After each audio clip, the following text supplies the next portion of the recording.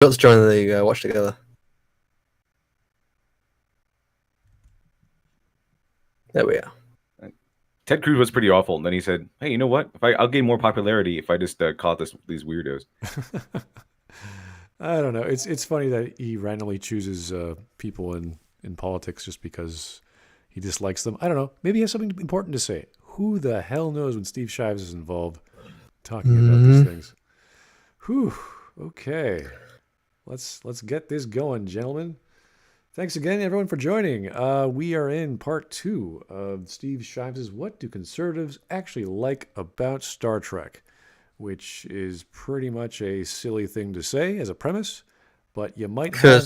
Well, you can Why does your personal politics have to matter when enjoying a fictional franchise that mostly dives deep into things like morality and identity? Because according to Steve Shives, everything is political. That's their camp. Everything is political. Everything needs to be looked through a political lens for some reason. I can understand why some people might think that Star Trek is more political, but the way it treats its politics is very different to how a lot of people treat their politics these days. Hello? Oh yeah, very differently. Very, very differently. Mm-hmm. It's like we said last time, Star Trek is just using political issues and social issues as scenarios, exploring these scenarios using a fictional using a fictional world. While today it's they turn to the camera and say, "Did you know war is bad?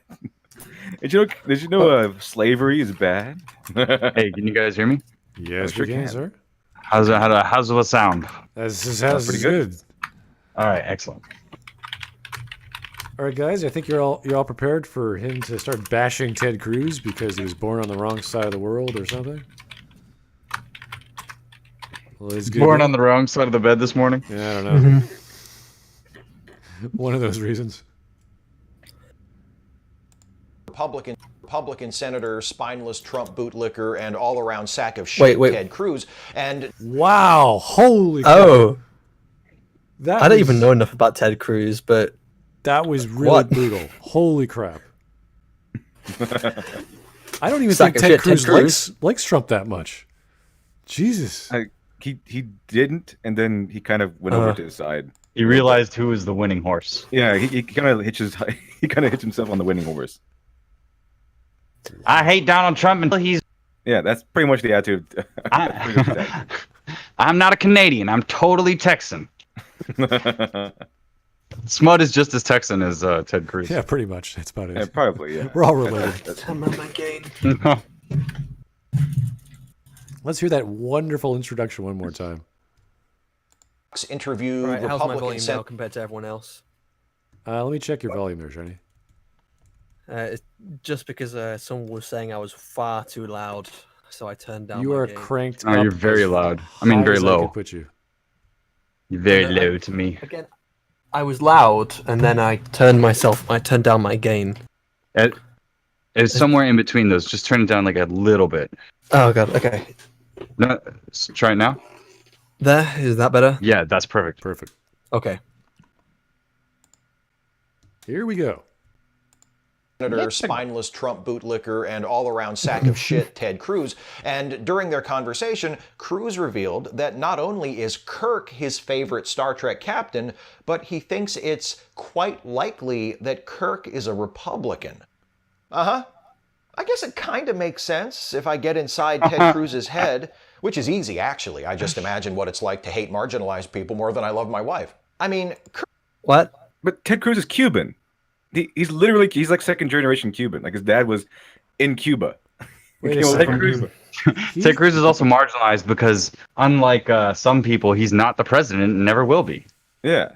So... He's wait a second. The way he described how he hates this guy is more than he loves his wife. Okay. What? I'm gonna hear that one more time. Uh-huh. I guess it kind of makes sense if I get inside Ted Cruz's head, which is easy, actually. I just imagine what it's like to hate marginalized people more than I love my wife. What the hell? He hates Ted Cruz. Obviously, hates marginalized people. Okay. Can I answer the question? What the fuck does Ted Cruz have to do with fucking Star Trek? He likes Kirk. No, he likes Kirk. Oh my god, he likes Kirk. Who fucking cares who he likes? He had an opinion Just- on Kirk. He didn't say anything about marginalized people or being racist or anything. He's like, yeah, I like Kirk. I think he's Republican. Conservative. The fact that he's conservative doesn't matter. He likes Kirk, so what? And according Why to can't he? according to Ted Cruz's views, he says you take in Kirk and he says that Kirk exemplifies in Ted Cruz's mind what Republicans also exemplify, which is whatever Kirk does, which is usually fighting for the defending the weak and all that stuff. So in Ted Cruz's mind, Kirk embodies what it is to be a Republican.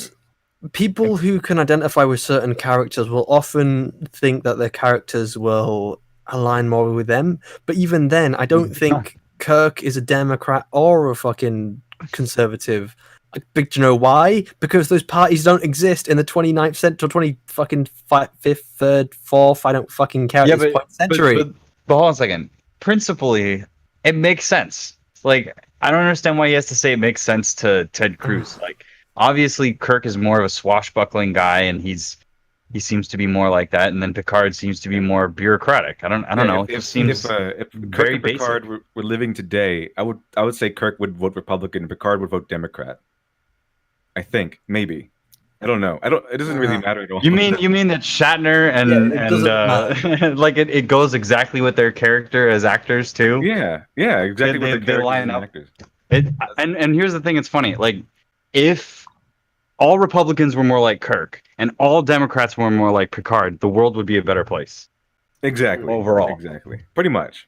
Yeah, but the way he described it is the way that Ted Cruz dislikes marginalized people the same way he loves his wife. It was like he hates marginalized people more than he loves his wife. It's like it's such a weird thing to say about somebody else. Like, don't talk about other people's wives, bro. Yeah, that people's personal lives. Like, I'm fine with people like shitting on, their kind of their politics, because that's somewhat fair, and that their arguments and what they believe, sure. But when it gets into their personal lives, then that's kind of where I step back a little bit more, and it's like, Well, the comparison is confusing because he's comparing a good and a bad thing. Is that based on intensity? Mm-hmm. So he's saying he hates this thing the same way I love this thing. And you're like, what the hell are you? He's saying essentially saying Ted Cruz is a big dumb fanboy. He's obsessed with hating things more than he is with loving things.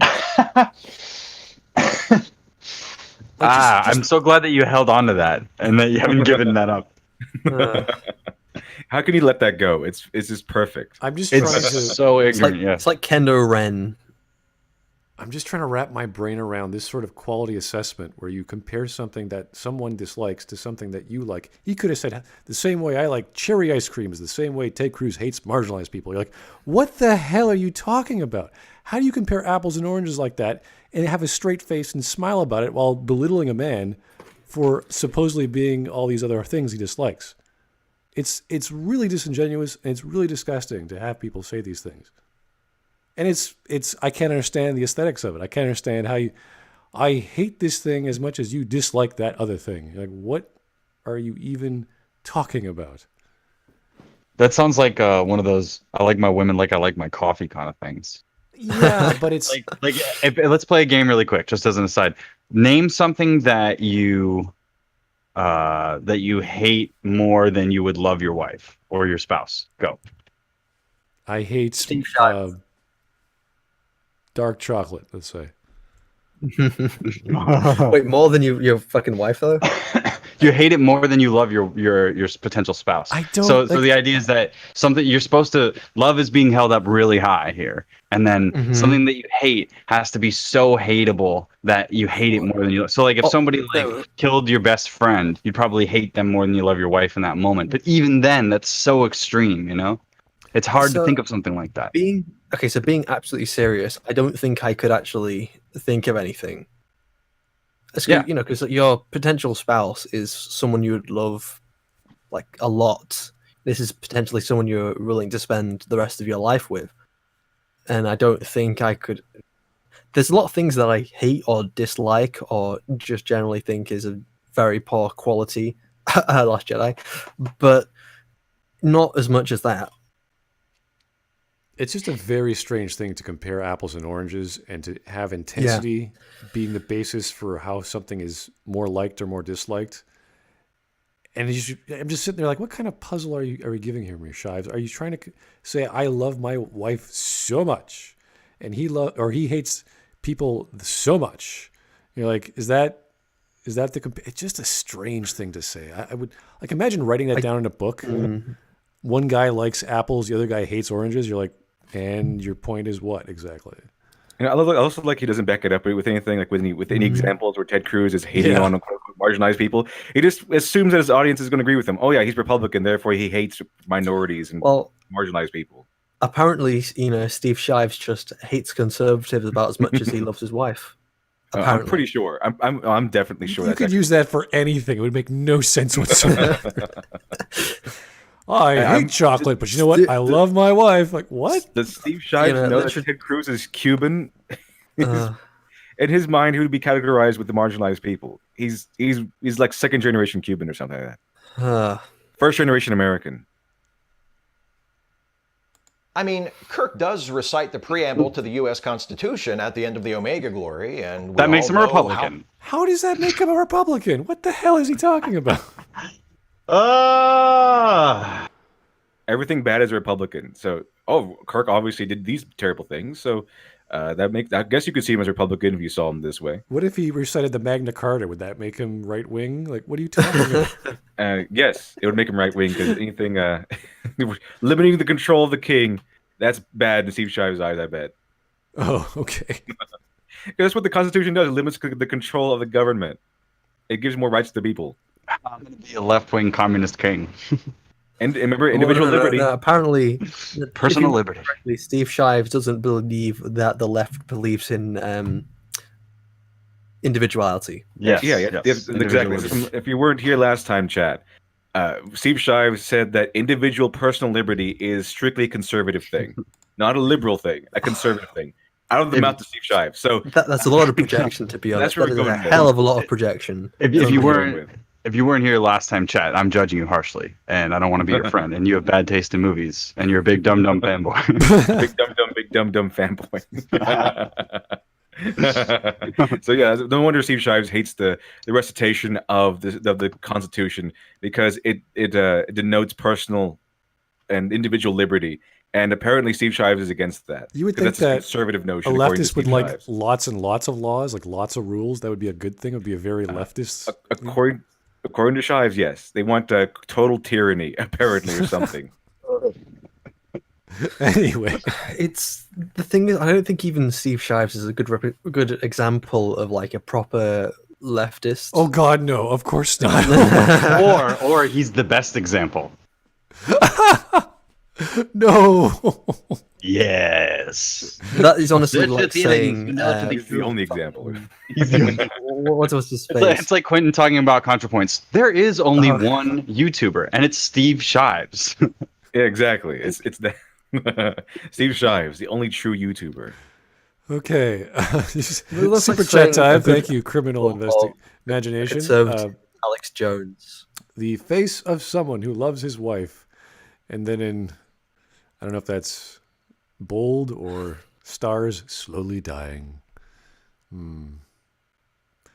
I don't know. No, I think he's trying to describe the action through using the stars. Well, I heard some odd videos about Steve Shives and his wife being online at the same time, and the sort of weird look he has on his face when he's talking about it. It's a very sensitive topic because it makes you feel like oh shoot, I don't want to bring up again this person's wife, because that makes me sound like a hypocrite from earlier saying, don't bring up Ted Cruz. But when you put yourself in front of the cameras, you do it to yourself. So we can equally say it's awkward to see Steve Shives and his wife operate on camera, just as much as it's awkward to see Ted Cruz and his whole family operate on camera. That was bizarre. The funny thing was, it wasn't his family. It was his nephew or his nieces or something. Yeah. I feel like it's different. I just want to. It's so weird. There's a difference between. I remember on last stream we did kind of go oof when it went to talking about Steve's marital relationship, and I know, but there is a big difference between, say, just bringing up a wife, Ted Cruz's wife out of nowhere, and saying that this is not a healthy relationship. Well, all I know is what people present, and so if they present something, then I'm going to comment on it. But trying to say that Steve Wives' wife making him get rid of all of his favorite movies because they're all considered problematic is an unhealthy relationship. Yes. Steve Wives' Shife is telling him to get rid of all of his stuff. Steve Wives' Shife. Steve Shives' wife. But again, it makes me cringe just how unhealthy that relationship is. Well, let's not speculate on his personal life. He wants to bring it up. Exactly. Let's just leave it alone. Here's another super chat from Joe Crazy. Thank you, sir. Damn, Steve, did Cruz eat your cat or what? Guy is more hostile than an old Jules Chan. Oh, well, good old Jules Chan. Yeah, good old Jules Chan. Good old Jules Chan. I don't think there's anything that Cruz has said that's spectacularly radical. Steve's wife's boyfriend. The worst thing about Ted Cruz is that he wanted to put religion back in the government, which was an awful idea. But other than that, he wasn't like the tyrant or anything. Being completely honest, there's probably more things wrong with the dude, but I just don't know enough. Politicians, there's a lot of things wrong with them. Yeah, exactly. Most people that you want to be politicians, they are too busy enjoying their life to actually be that miserable. Anyway, let's continue on with Captain Kirk being the best Republican of all time. Captain Zep Brannigan.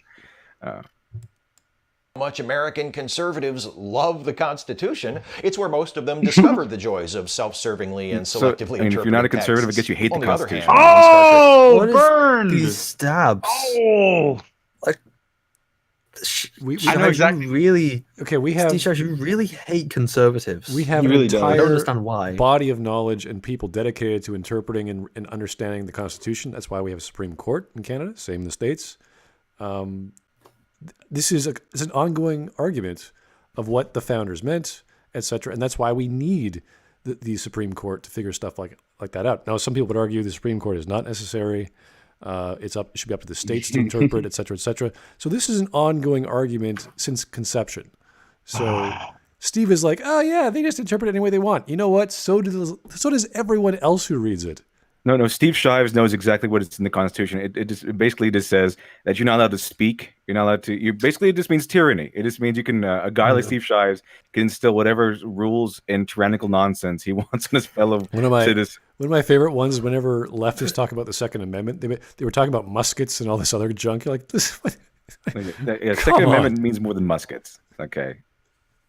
Yes, I think after 100 or so years, the technology has changed. We use bombs. Pretty sure the founding fathers of America knew technology changed. Okay, I'm pretty sure they're aware of that. What is the Bill of Rights to Steve? Just like nonsense?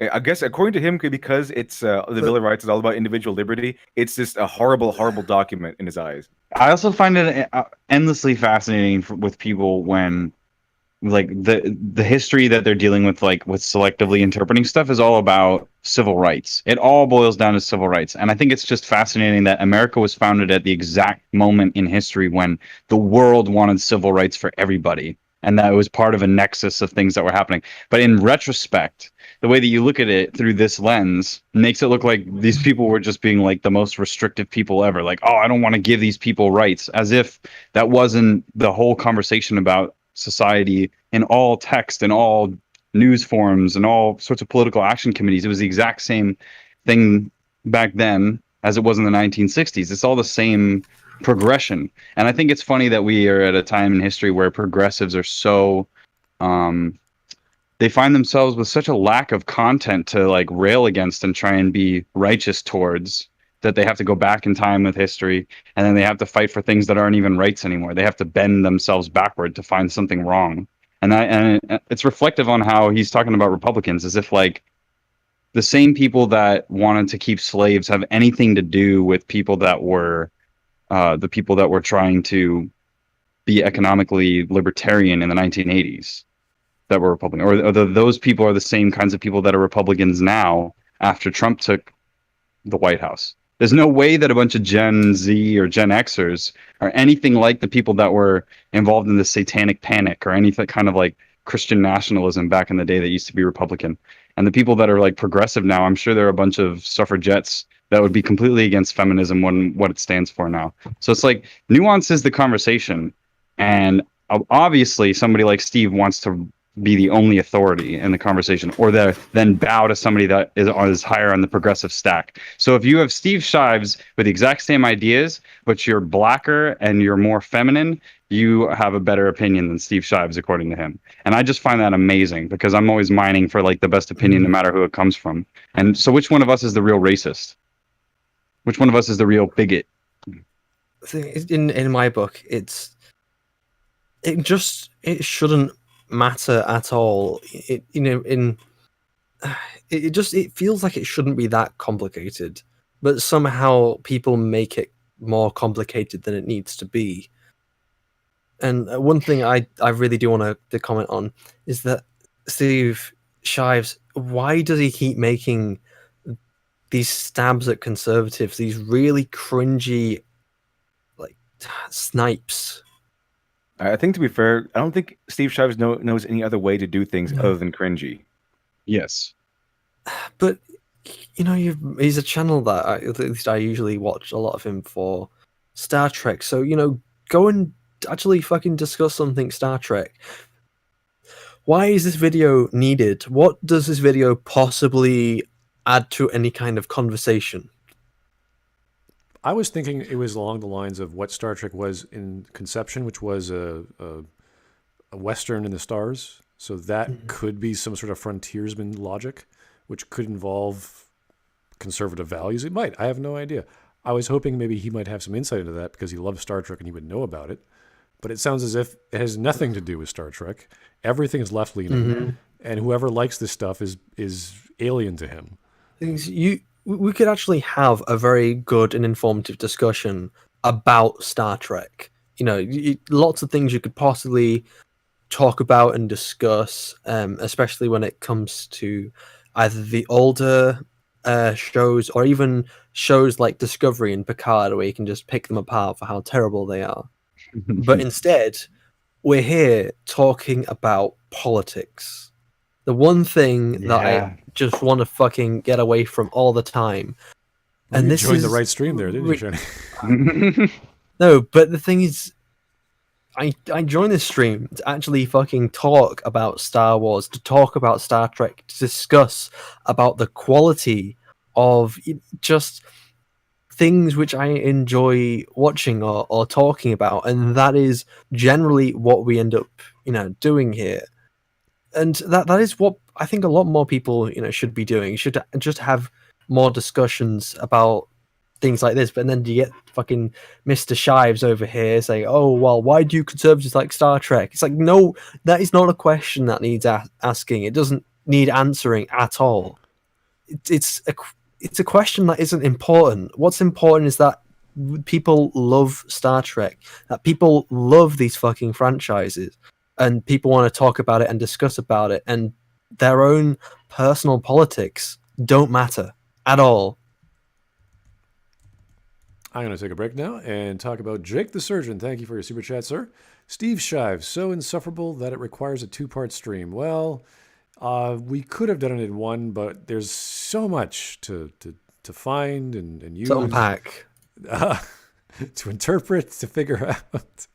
Where is he coming from? What's he trying to say? How did he come to this point? It takes some time to go through. So not like Aristotle takes time to go through. This is like a crazy man in the corner rambling on about some historical events and then blaming the Democrats or something. Like, what are you talking about? just in the comments. Oral Master, if this was my TED talk, you'd be here for like a Mauler video. It would go on for like a full 4 hours. All right, let's keep going then. 6, Captain Kirk acknowledges and overcomes his own racism. So I don't see... When was Captain Kirk racist? What? Yeah, does he hate any race? Is there like a Kirk? Does he have like a prejudice against anybody? Klingons, yeah. I don't know. That's not racism. Who kills his son again? Spoilers. I don't remember. Gee, why would he be Whoa. angry at a certain group of people? Yeah. Let me think about Just that. saying, no. Republicans are racist and they can't get over the racism. It's like Steve is like, "Gosh, Armenians, why don't you get over the fact that you're racist against the Turks? Like, what do you have against them? It's just prejudice." Just killed your entire family. I mean, what's wrong with that?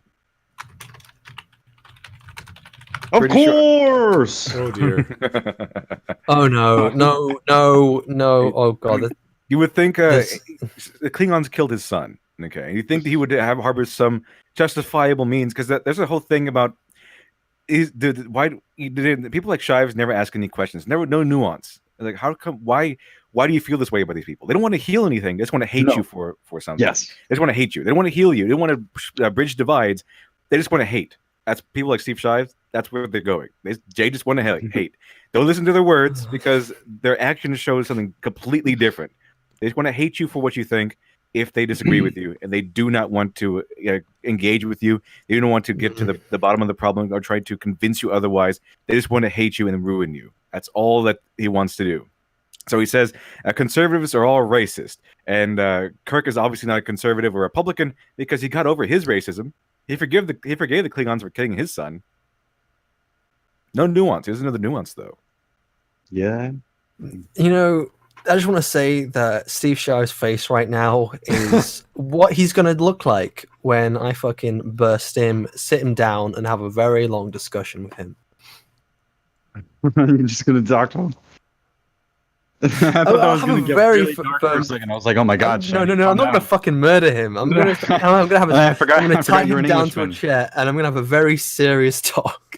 I'm gonna sit him down and serve him some tea. Yes, I'll give him some Yorkshire tea. Make sure he gets addicted to that shit. Yeah. Give him a tea, Earl Grey hot. Do you prefer No, biscuits? not Earl Grey. Yorkshire. Look, you do it. You give him the best tea in the world, okay? No, Earl Grey Yes. hot. That's a good reference. That's very good. Look. What is Steve, this? We need to talk. It's green. okay? That's the first thing I hate about Picard, by the way. What was it, like decaf or something? He said something. He made it different, like tea. Oh Earl my Grey. god. He subverted your expectations. He's like, "Would you like hey, how would you like your tea, Picard?" And he's like, "I want it soy. Yeah, what Give me is the that? soy tea." Picard Ice drinks cold, his damn tea it. hot. Picard drinks Earl want Grey iced tea. tea. He drinks it hot. Okay, that's the only way he drinks it. That's the only way You he know, drinks it. I really hate that there's all these people that could probably write really interesting characters, like that have quirks or whatever that are based on their ethnicity or cultural things. Because like I see that all the time. You know, like, oh, there's an Asian captain or something like that, and he drinks boba tea because he's, you know, it's different from Picard. It's just a different historiological thing. But they have to mutate characters into both of them. So they have to make Bruce Lee Wayne from Gotham High or whatever. They can't they can't do alternatives. They can't like come up with their own character that we want. There has to be some sort of like symbiotic growth. Like that, it's like that.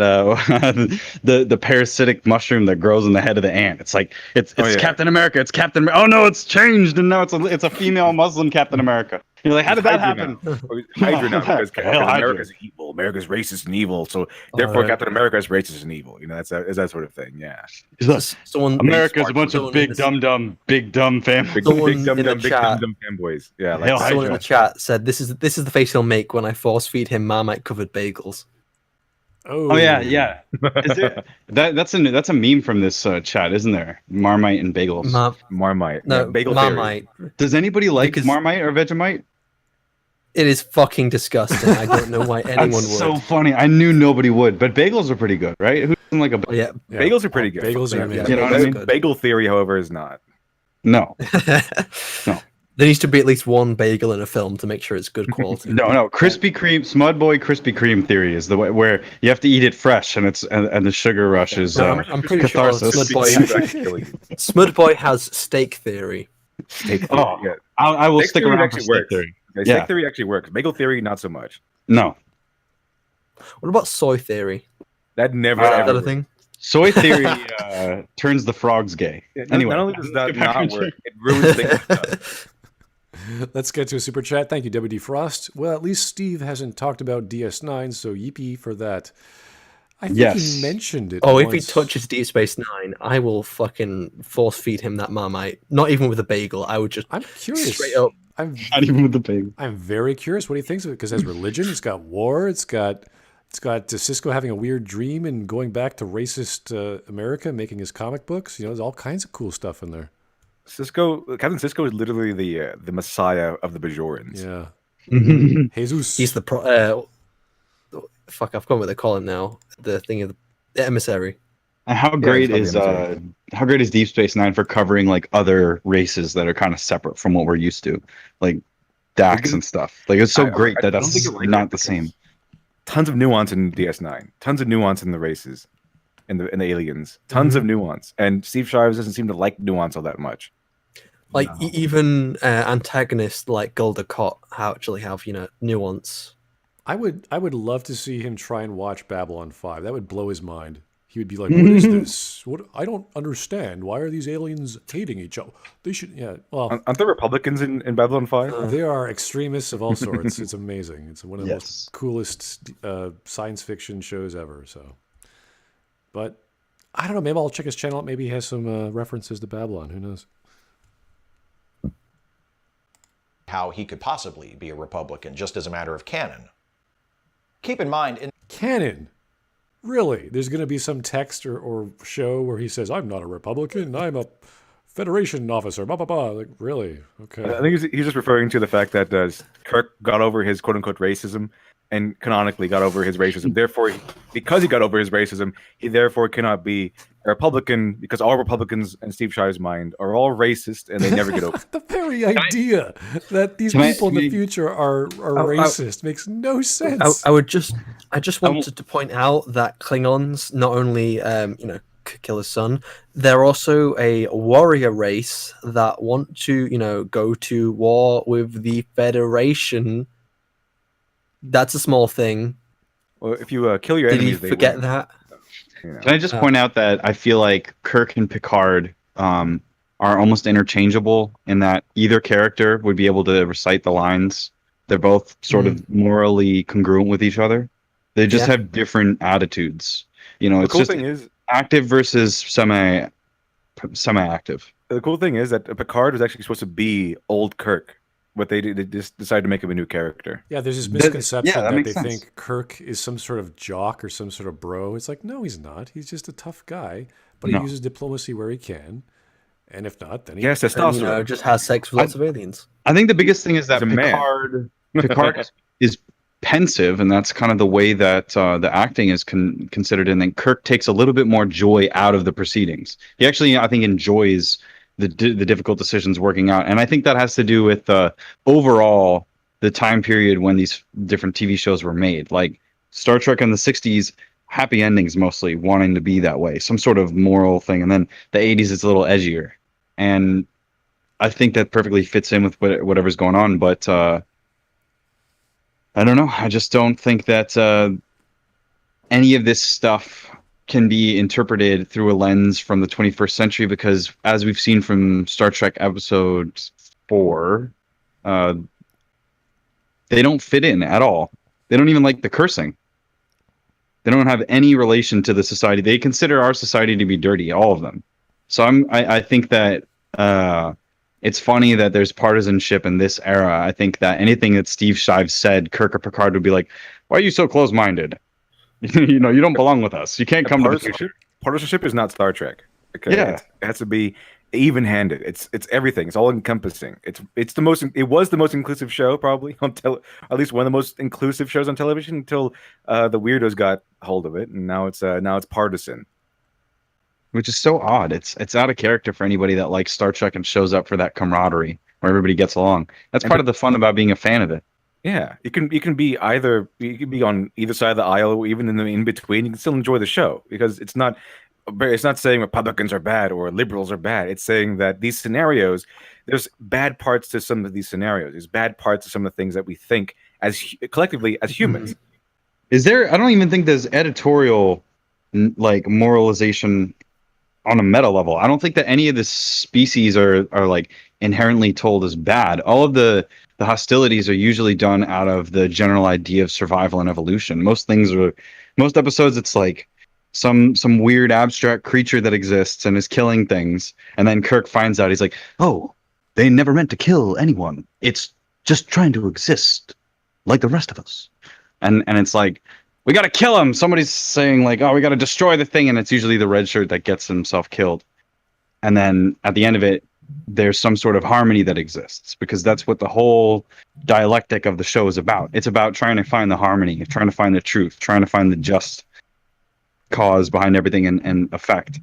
And I think that a lot of the time, these modern critics and modern writers, they would rather have some sort of subversive, like negative ending, and then fall back on the idea that reality doesn't end up like stories do. Like, we can't have the good moral because that's cheesy. It has to be like, oh, you know, we lose, and this is what reality is, and it brings everybody down to a different moral standard. And I think that is another like aspect, an angle that has to do with a lot of this partisanship that is coming from this. That goes along with the premise of the show. Everyone's much better in the future, that eventually, because of our technology, our enlightenment, we can solve any problem. It just takes enough understanding and truth to find that out. So it's a much more feel-good show. There's always some sort of positive message, some ethic to learn, as opposed to, let's say, a Law and Order show or some police procedural where sometimes the bad guys get away. So yeah. It's one of those shows you look forward to because you know there's going to be something at the end that makes you feel good about, hey, life could be that way, and amazingly, in another part of the galaxy. Yeah, it remains a place that you want to visit, as opposed to something like Warhammer 40K, where you might be hesitant to go there because you could just get your head chopped off by a chaos demon that comes out of a corner. Could happen. In that same interview, Cruise also says the original Star Trek pressed for racial equality, but it did so without sermonizing, which, okay, how many goddamn times do I have to cut to stills from Let That Be Your Last Battlefield before you assholes as many times as you want, Star Shives. Trek, the original series, was the preachiest show ever? As many times as you want, Shives. Doesn't make the show preachy at all. As many times as you want. Doesn't help your point in any way. I don't think he knows what he's talking about. He doesn't. He doesn't. I mean, he doesn't. Like, it's one thing to know all. Literary criticism is know what preaching to the audience means, but nowhere in this show to say, you know what? I'm a racist bigot. I don't like the guy with the black on his right and his white on his left. I hate that. I hate those people. Never happens. You know, never tells the audience exactly what's going on and blah, blah, blah. It's Kirk and Spock looking at them going, what are you talking about? Why do you feel that way? And it's as if this is a cultural norm to these people, and that's that. That's all they've got. It was supposed to be taking what we have, our own prejudices at the time, and then putting it into an alien, and so we can see from the outside how ridiculous this stuff is. That's what it was supposed to be, and that's essentially where they went with that. It wasn't saying, you know, conservatives are evil, because in Steve Shives' mind they're racist. Now Steve Shives, people like Shives, need Star Trek to be preachy, so it can justify, like, so he can say, well, you liked it back then, how come you don't like it now? So he can mainly so he can justify the partisanship that the shows like Star Trek have taken nowadays, when it's not there at all. Maybe he's confusing the theme or the general premise of an episode as the message, and thus what is preaching to the audience. I don't know. It's very odd to say that about a concept, let's say, like of war or religion, and have it be prevalent throughout the story, but not like, you know, religion is good, religion is bad, or this or that. Like, it doesn't. There's very few episodes that actually happens. I think we know that in a post-scarcity environment, politics are almost irrelevant, especially because what you decide to do in this universe that has replicators and has space travel and virtual reality and stuff, it's up to you. And I think that most of the social hierarchies that exist in Star Trek are voluntary engagements and an idealistic environment. There wouldn't even be Republicans or Democrats. We would all just be happy. I mean, it'd be like, well, what's the problem? You can go to the med bay if you're sick with anything. You know, you have all the information at your fingertips. You can go and have virtual reality sessions where you can do whatever it is that you want to do. You can actually go out there and, you know, do any kind of sport. Everything is available. Culture is now retrospective. You know, people like to play instruments from bygone eras. Engage in any kind of activity that you want. Which is why at that point would you have any politics involved other than let's not get killed by these aliens, let's not tread on these people's rights, let's, you know what I mean, or help these people. Which is why exploration is kind of the goal of, not necessarily the goal of humanity, but the goal of the Federation, to keep learning, to keep going out there, to see what's out there. What else is there to experience now that we've conquered all of our basic needs?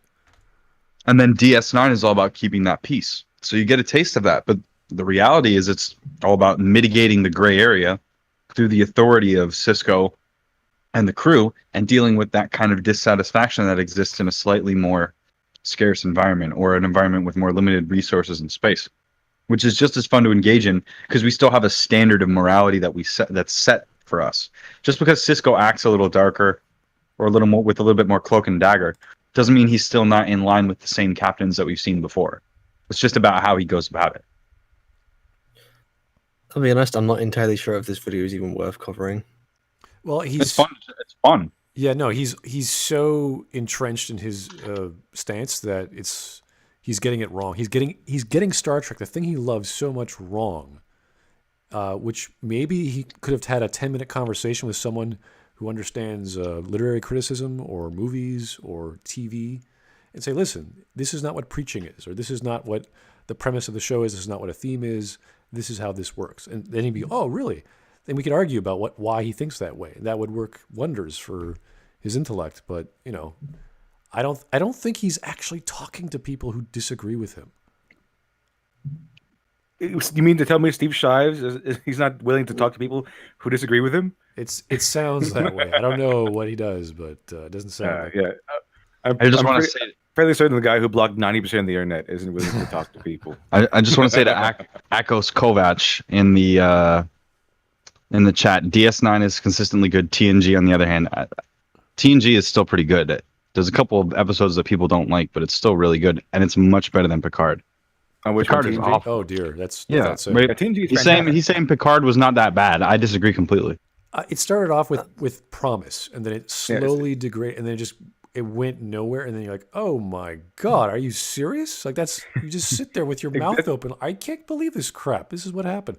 That's pretty much exactly what happened. It started off all right and fine, and then it's kind of nosedived right into a cliff. It was awful. I'm like trying to review it. I'm like, okay, first episode got a few bumps, had a few questions answered, had a few questions not answered. Second episode, they're doing the slow-mo exposition on what happened. Cool, you have to do that. You have to slow things down. And then they just jumped, and you're like, where are you going from here? You can't just start going on this crazy wild goose chase where you have no premise, you have no plot. You're like, okay, we're going to find a guy. It's like, do you know where he is? Do you have any idea? And they just so happen to contrively find some location where he happened to be, and then they happen to find some, was it 7 of 9, I think? She's a ranger, happens to save their lives. Everything just keeps happening. You're like, what the hell is going on? I don't know any unwatchable Star Trek episodes from the first 3 series. They all are, even the bad episodes aren't really bad television. I always remember Nagilum, such a weird episode where everyone's just being tortured, and then they just said, you know what, we're not doing this anymore. Forget this guy. Well, blowing up the ship. And it's like, oh, he just wants to have a talk with you about life and death. You're like, what? That's all he wanted to figure out what it meant to be mortal? Really?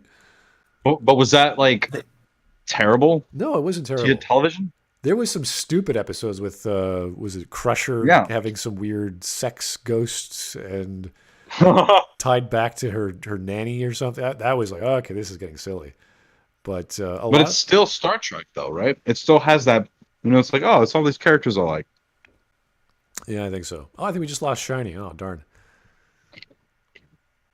That's okay. He'll come back, or maybe I'll talk to him in the chat, see what's going on. Anywho, super chat, thank you, Jake the Surgeon. In order to defend Star Trek Discovery and Picard, one must destroy what came before. Bring it down to that level, preachy, blunt nonsense. I would say some of it is pretty preachy. Some of it's pretty blatant. The action scenes are ridiculous. There's too much CGI. There's too many things going on the screen to figure out the plot. And there's so many story beats that are either dropped or questions that are raised that never get answered. And it's not the way, like with Nagilum, this guy's still around. We don't know. He's somewhere out there. We never see him ever again. I would have loved to have seen something. with that maybe last season. But Kind of like that creature from Skin of Evil, the one that killed Tasha Yar. Right. That thing is still out there. We never got to see him again, though. yeah, no, that was his penance. He's stuck on that planet forever. Yeah, I think they made that planet forbidden. They took him all off the maps and everything. So I think that's it's. the whole idea. I think I'm biased because I find the show to be so kitschy already that my mind adjusts into Star Trek world being a little bit camp, so that I expect certain things to work a certain way, and I think that it's jarring when the formula is less camp and more dark and serious, like the edgy stuff that they're trying to go for these days, because it takes away from that classical television, everybody laughing at the end and the camera is like doing this wide shot, and then the credits roll. Because I find it's that heartwarming thing that I'm talking about. But even so, I agree. There are some pretty bad episodes. I just wanted to point out that I felt like dismissing all of the season seems weird to me. Like saying that any bit of Star Trek is totally bad. Even the stuff that I don't like from Voyager, that's not very good. I try to do the comparison to the Stargate franchise, because the last Stargate we had, I believe, not the last one, but the last series we had was Stargate Universe, where they took a BSG style storytelling. So they changed the tone a lot. They went from campiness to like serious, dark, edgy stuff, and it worked rather well. Obviously, there were lots of things that were lost as a result, but you can make the transition. And the thing is, you can do it so long as you have a malleable setting and a malleable sense of culture. With Star Trek, with the Federation, we already know, we've had years and years and years of what the Federation is, what the future is like. And all of a sudden, within, I think it was 2 episodes, suddenly money is an issue, lifestyle is an issue, material goods are an issue, drunken, like all these things. Like, what is going on in the world of Star Trek that this has happened? It's no longer the Federation, is no longer that universe. So sorry, go on. Yeah, I get why they wanted to do that, but you can't just drastically change everything and expect us to understand this is the same world as we thought we were in. Right. I just had that something about that triggered me in chat, and I still think, I'm not going to go that much further into it because we should get back on track. But it's like, obviously now, Akos, or whatever, however you pronounce the Polish, Star Trek was never that good to begin with. Sorry. Well, that's just revealing exactly what your bias was. So if you don't like it, then obviously you're going to think that there's more negativity to it than there was before. And my counter to that is just that I feel like Star Trek created a very specific system that you could tell a story into, just like the Twilight Zone. As long as you obey the rules of that system by giving yourself a couple limitations that can then be transformed into creative writing tools, then you can continue to use it. And I don't think that there are very many other sci-fi television series that are able to do that. Doctor Who used to have a version of that, but it was a completely different style and priority list. Other than that, there's just not that many sci-fi shows that can go for decades and have multiple iterations and survive in the exact same way. That's part of the reason why Star Trek is so amazing. Plus, it has a moral set that can apply to kids and adults, and it appeals to a lot of different people. So I think Star Trek is great, but that is a debate for another time. All right, let's keep going. It's always been political. It's never been subtle about it. They're half white and half black, for Christ's sake. This is understated social commentary to you? There's also a street. It's called Black and white have been usually stated as colors that, it's either black or it's white. It's been stated, and not as just as race, Shives, but as states of morality, states of looking at things, absolutes. Those black and white have been used as colors to dictate absolutes for many, many years. But all Steve Shives sees when he sees black and white is just race. What's subtle about yin and yang? It's just a black part and a white part. 50-50. Come on. There's no deep thing. It's very overt. Very overt. It's always been political. It's always been preachy. No, it hasn't, Shives. No, it hasn't. Obviously, black is bad and white is good. Yin and yang. Yep, that'll be Shives' mindset. Yeah, because only Sith and SJWs and NPCs and Steve Shives deal in absolutes. I love that phrase. It's so, you're like, wait a minute, Obi-Wan. What do you say? Streak of conservatism tucked away within Star Trek's oft-celebrated aspirational vision of the future. Again, I don't think it's intentional, but it's definitely there, and I can see how it might appeal to a person with a conservative mindset. I have no idea what he just said. He says, I have no idea what he said either. But here's the thing about Steve Shives.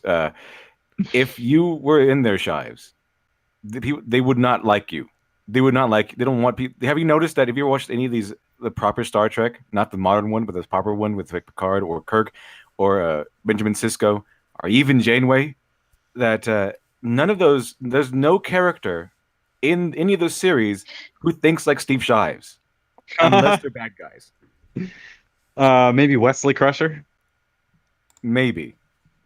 And then I love the infamous "Shut up, Wesley." Yeah. Steve is just. Wesley's like, we need communism. Shut up, Wesley.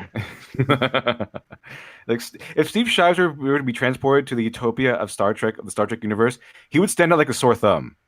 Like, there's no one who thinks like Shives in that universe because they've done away with all that bigotry that Shives has. Star Trek depicts the Earth of centuries to come as a paradise, a place of prosperity and equality and peace. It's a prophecy of hope and possibility. We can overcome our prejudices. We can value curiosity over ignorance. We can live by our noblest ideals instead of our worst impulses. And when we do, we can create a world without poverty, without war, where everyone has an opportunity to live and grow and explore their potential. And it's all so far in the future that we don't need to even worry about building toward it right now. See, you're not doing that, Shives. What was his point? Yeah, Star Trek You is wanna go X, and we're not even worried about building toward it? Okay. So... He's basically chastising you for saying, it's so far in the future that we don't have to worry about being all these good things and trying to uphold these ideals right now. And he's saying, like, I'm doing that right now in my own life. I'm doing that right now in my own life. Why aren't you doing that, all you bigots, all you weirdo Republicans and conservatives? No, Stives, you're not doing any of that. You are. Have you even listened to yourself, Shives? So the implication is that the people who are listening are conservatives, and he's laughing at us? Is that... And that, well, basically, they're saying that it's just people. I think he's railing against people who just say that it's a sci-fi show, and saying that it's so far in the future that obviously you can't start working for it right now. Hint, hint. Be better people. That's basically what he's saying. Be better. Fix this now. Hashtag fix this now. TM. That's kind of like saying, because of the setting, because of the promise of this future, we can do that right now, or we should try to do that right now. And I'm going to laugh at you and smile because you're not doing it right now, and I can tell, or some nonsense like that. That's what it sounds you're not, like. I'm Steve Shives. You're not being like me. I'm me, Steve Shives, trying to bring out a better utopian ideal right now by hating people who disagree with me. It's very condescending in a very passive-aggressive sort of way. That's what he does. Movie Bob is aggressive. Steve Shives is passive-aggressive. Okay. Ways to respond to Star Trek's depiction of a hopeful future for humanity. There's the progressive response. Now that we have an idea of what the world could be like if we achieved something close to true social justice and equality. Okay. I mean, not hating someone because they think differently than you. You're not helping, Shives. You're not helping at all. Where is it in the I don't know, the Constitution? We have the Charter of Rights and Freedoms in Canada. I think most of these constitutions are based off the Magna Carta anyway. There's no mention of like, be sure not to hate X, Y, Z. Be sure to love X, Y, Z. You're free to think however you want. You have freedom and justice for all. That's why you have the law. So where does social justice fall into? There's no mention of social justice or this or that. They kind of did away with social justice because if you look at how social justice warriors act, social justice is just vigilante justice. They do it with social media instead of guns. There's no. If it was a court justice, we're going to hear both sides and rule a indifferent briefing. That would just be normal justice. Social justice is different than normal justice. That's why it's called social justice. It's just the angry, whipped-up mob dealing out justice on people they think are guilty or that they feel are guilty. That's why we have the justice system, to figure out who is and isn't guilty to the best of our ability. It's just a weird slant to put on, oh, this is the future, and it's all SJW, it's all left-leaning, it's all this or that. Like, no. It Steve, absolutely is not. it's not. And if anything, the Star Trek universe is a utopia, and therefore got rid of all the SJW nonsense. Yeah, that's All the woke implication. nonsense. You don't need it. You don't need any of this crap anymore. You don't need to have arguments on either aisle. Everyone just argues their mind because they're intelligent enough to think things. Yeah. And even if they did have woke people in there, they would just it would be already equal, everything would be equal, but they'll find a way to make things unequal and start unrest. And because it's a utopia and we've already gotten rid of all the problems, they've definitely gotten rid of all the woke weirdos, because there's no one causing unrest and saying that everything is unequal when it is. Here's a super chat from Jake the Surgeon. Thank you, sir. Every member of the Enterprise and Voyager crew would slap Steve with their ring hand for saying something so moronic. Yeah, he'd be a risk to the entire Federation. Yeah, it's like, what are you thinking? You're a really poorly educated young man. What happened to you? Where are you from? You know, remember that episode in Star Trek: The Next Generation? I think it was like first or second season. They find that cryogenics pod of all those people from the 20th century. Oh yeah, They're like worried about their investments. One guy, the investments and yeah, things like the U.S. military, USS, maybe spaceship. There's like one guy's like in there where we're going business and what are my business dealings? What about my bank? Like, that's what they're talking about. Those would be Steve Shives. But Steve Shives, if Steve Shives was in there, he'd be like, how come all these people? How come you have all these Republicans working on your spaceship? This guy doesn't believe. This guy believes differently than I do. And Picard would just look at him with a scowl and saying, "We've gone past your level of bigotry, Mr. Shives. You've evolved." Everyone use your brain for like 2 seconds. What if there was no need for money or food or shelter or possessions? How do you think the world will be? We wouldn't have arguments over who's spending what on whatever, because we wouldn't need government to control us, because we'd have everything we need. There'd be lots of different priorities in our life. We would not have arguments like, you know, you have to treat the blacks better, or you have to treat the white, because there would be no difference between who has what and who can get what. Everything's even. Everyone's treated the same in the Star Trek universe. And if he's implying that this is the end result of SJW-isms, then SJWs would no longer exist. We wouldn't need them anymore. It'd be tyranny. If they won, it'd be tyranny, because then it'd be you said this bad thing I didn't like. Therefore, you can go off to the guillotine. Yeah, that would that would not be the future of the Federation. That's not Star Trek. That's more like it is Star Trek. Warhammer. Star Trek is now. You know what? Make America great again. Make space great again. We're gonna cut off all immigrants from Klingon land. I think the Romulans are trying to rip us off and trade deals. Yeah, get Space Trump in there. we have a tremendous Federation. We have the smartest people. Okay. All the best words. I like how Genghis Khan says, Picard says, "Shut up, Shives." Shut up, Shives. But sir, this guy doesn't like. He believes in personal liberty. We all do, Shives. This is the utopian future you wanted. And this is the dystopian future you chose. Yes. Now burn. I'm pretty sure if Steve Shives found himself in the utopia of Star Trek, he would go insane. He'd be like, "There's nobody to hate. There's nobody to hate. Everyone's free to say what they want." Yes, Shives. No. Individual liberty. No. Individual liberty. Everyone can say what they want. What's going on here? What have I done? I failed you, Karl Marx. Oh. Here's a super chat from Punished Berserker. Thank you, sir. Just got here. Can't wait for Pussy Lips Shives to give me a brain hemorrhage from listening to his sheer stupidity. Well, you know, we pause it to give you some breathing room and sift through whatever he's talking about. It's kind of entertaining, actually. He must save a lot on chapstick. Let's all get to work making that world happen. That's the response the creators of Star Trek were hoping for. No, that's not what they wanted. They wanted to make a cool show people would watch and show an idealized reality. That's it. I don't think they had and people remember to, invest in your 401k and be nice to the blacks. And, it's like, no. Yeah, they wanted to have a show that's a utopia of the future that has gotten rid of all the prejudices and the bigotries, including yours, Shives, and then all the good stuff from either side of the aisle is accepted and embraced. Either side of the aisle, Shives, both sides, not just yours, both sides. They like the best sides of both sides. When they made the show, Gene Roddenberry said so. But there's also citation, please. Citations from Steve Shives? I don't think so.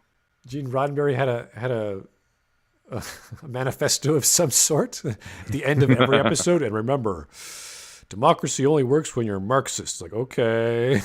I remember the Ferengi episode where he wanted the Ferengi to.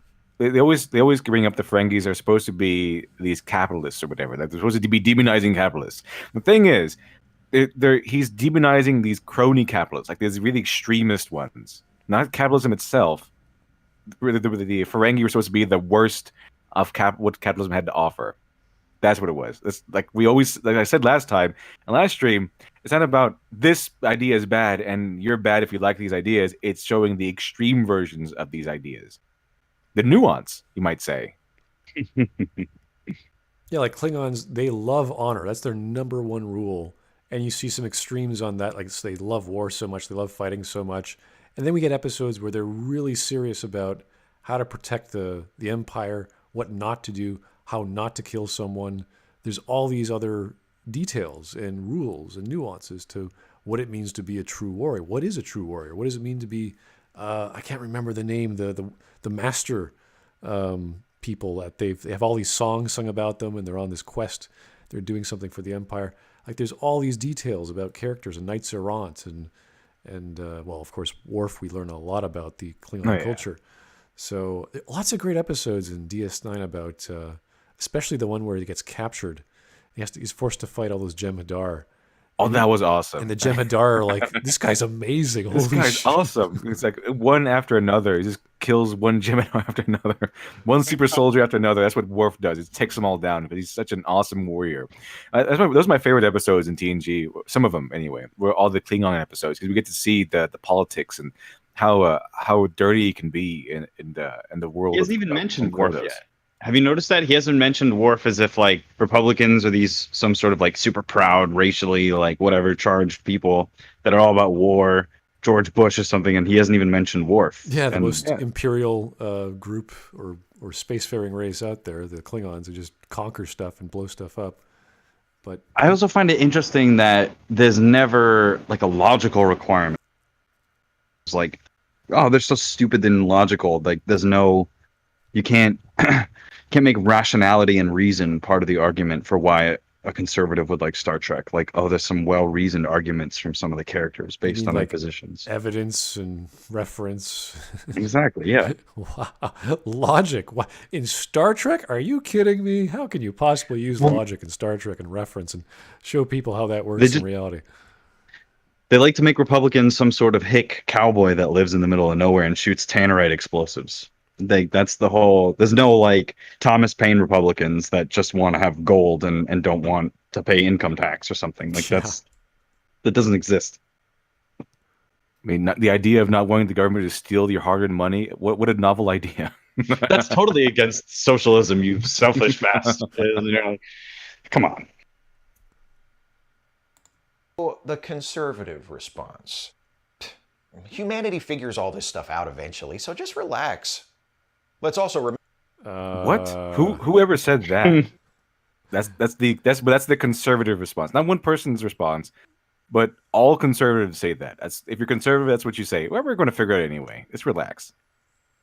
What a strange thing to say. It's like just stop arguing. Just sit back. We got this. If there only weren't Republicans, if there only weren't people that disagreed with me, the world would be a much better place. Okay, we'd already be in Star Trek Utopia by now. If there only weren't these pesky right wingers with their pesky individual liberalism and their pesky individual freedoms and personal liberty. If only we got rid of personal liberty, we would be living in a utopia by now. Little does he know that the only thing stopping us from living in Deus Ex are the Republicans. Shives. This is what happens when you lock yourself up in your own personal little bubble. you go crazy and you say these sorts of things. You say things like personal liberty and individual liberty is bad. That's what bad people believe. That's what bad people like. They like personal liberty. If only we had a collectivist mindset. If only we lived in a hive mind, like the Borg, we'd be good to go with Star Trek. The Star Trek in Utopia. Yeah, he just comes out and says the Borg are an ideal configuration for humanity to live in. Yeah, I wouldn't be surprised if he said that. It's the, you know what? I wouldn't be surprised if he actually said legitimately the Borg. He's like, all right, hear me out, guys. They have a really low carbon footprint. That's why. That's why they don't eat much. You know, they don't eat all that red meat, and they work together. They all have one united hive mind, and there's no Republicans. No personal liberty. and they're ruled by a queen, so you know, no men in charge. Perfect. The Borg is the perfect feminist utopia. Got it. Thank you, Steve. Remember that, as is explicitly established in the film Star Trek First Contact, humanity doesn't really start to get its shit together until after Zefram Cochrane becomes the first human to fly a ship at warp speed, which attracts the attention of the Vulcans. Which means not only is our happy, egalitarian future far enough away that we don't have to start working on it for a while yet, it's just a fantasy anyway. It's all a part of the silly space show. Just enjoy the silly space show that isn't a the world of Star Trek is a place where socialism kind of works. So of course it's a fantasy show. What a strange argument. Eventually we'll get to light speed, and eventually we'll find some aliens, and eventually we'll start getting our shit together, and that's why we don't have to worry about it. Like, what? I forgot. Did he just mention that we were making that engine because we were pushed by a world war that that destroyed the planet almost? Is he forgetting like all of the interim history between the Federation and First Contact that had to do with all the wars and stuff? Yeah, we were in the midst of a brutal war. I think it was like World War III or IV or something like that. World War Terminus. No, I'm just kidding. That's Blade Runner. Anyway. And then that's what happened. That's where Cochrane made the engine. He made the engine in the midst of that, during the midst of that World War. Yes. And it was terrible. There was like all sorts of like gene weapons and biological weapons and stuff like that, if I recall. Yeah, it was awful. It was a horrific war. Yeah. That was the first episode of Star Trek where Q goes through all the history. And how convenient is it that it's the Vulcans that come down and not any other species? It could have easily been the Romulans or something. It would have been so different if it were any other race. And that gives so much credit to them. And I think that, let's just say Steve would not make it in the Vulcan Science Academy. Steve would not make it anywhere in the Star Trek. He wouldn't make it in the Star Trek universe. I'm pretty sure if they found Steve Shives, like they got him out of he was frozen in a cliff or something. They just found Shives somewhere, and they would start equating him to Khan. You know what's funny is that when you put it like that, it's like how would you fit into the utopia of Star Trek? Like, what do you have to offer? That's kind of an existential question. I want Steve to answer that. Like, what would you do, Steve? Like, a lot of people could just say, oh, I'd be a captain of a spaceship. But it's like, come on, you wouldn't really be. I'm not a captain of any ship in real life. Why would I be a captain of a spaceship?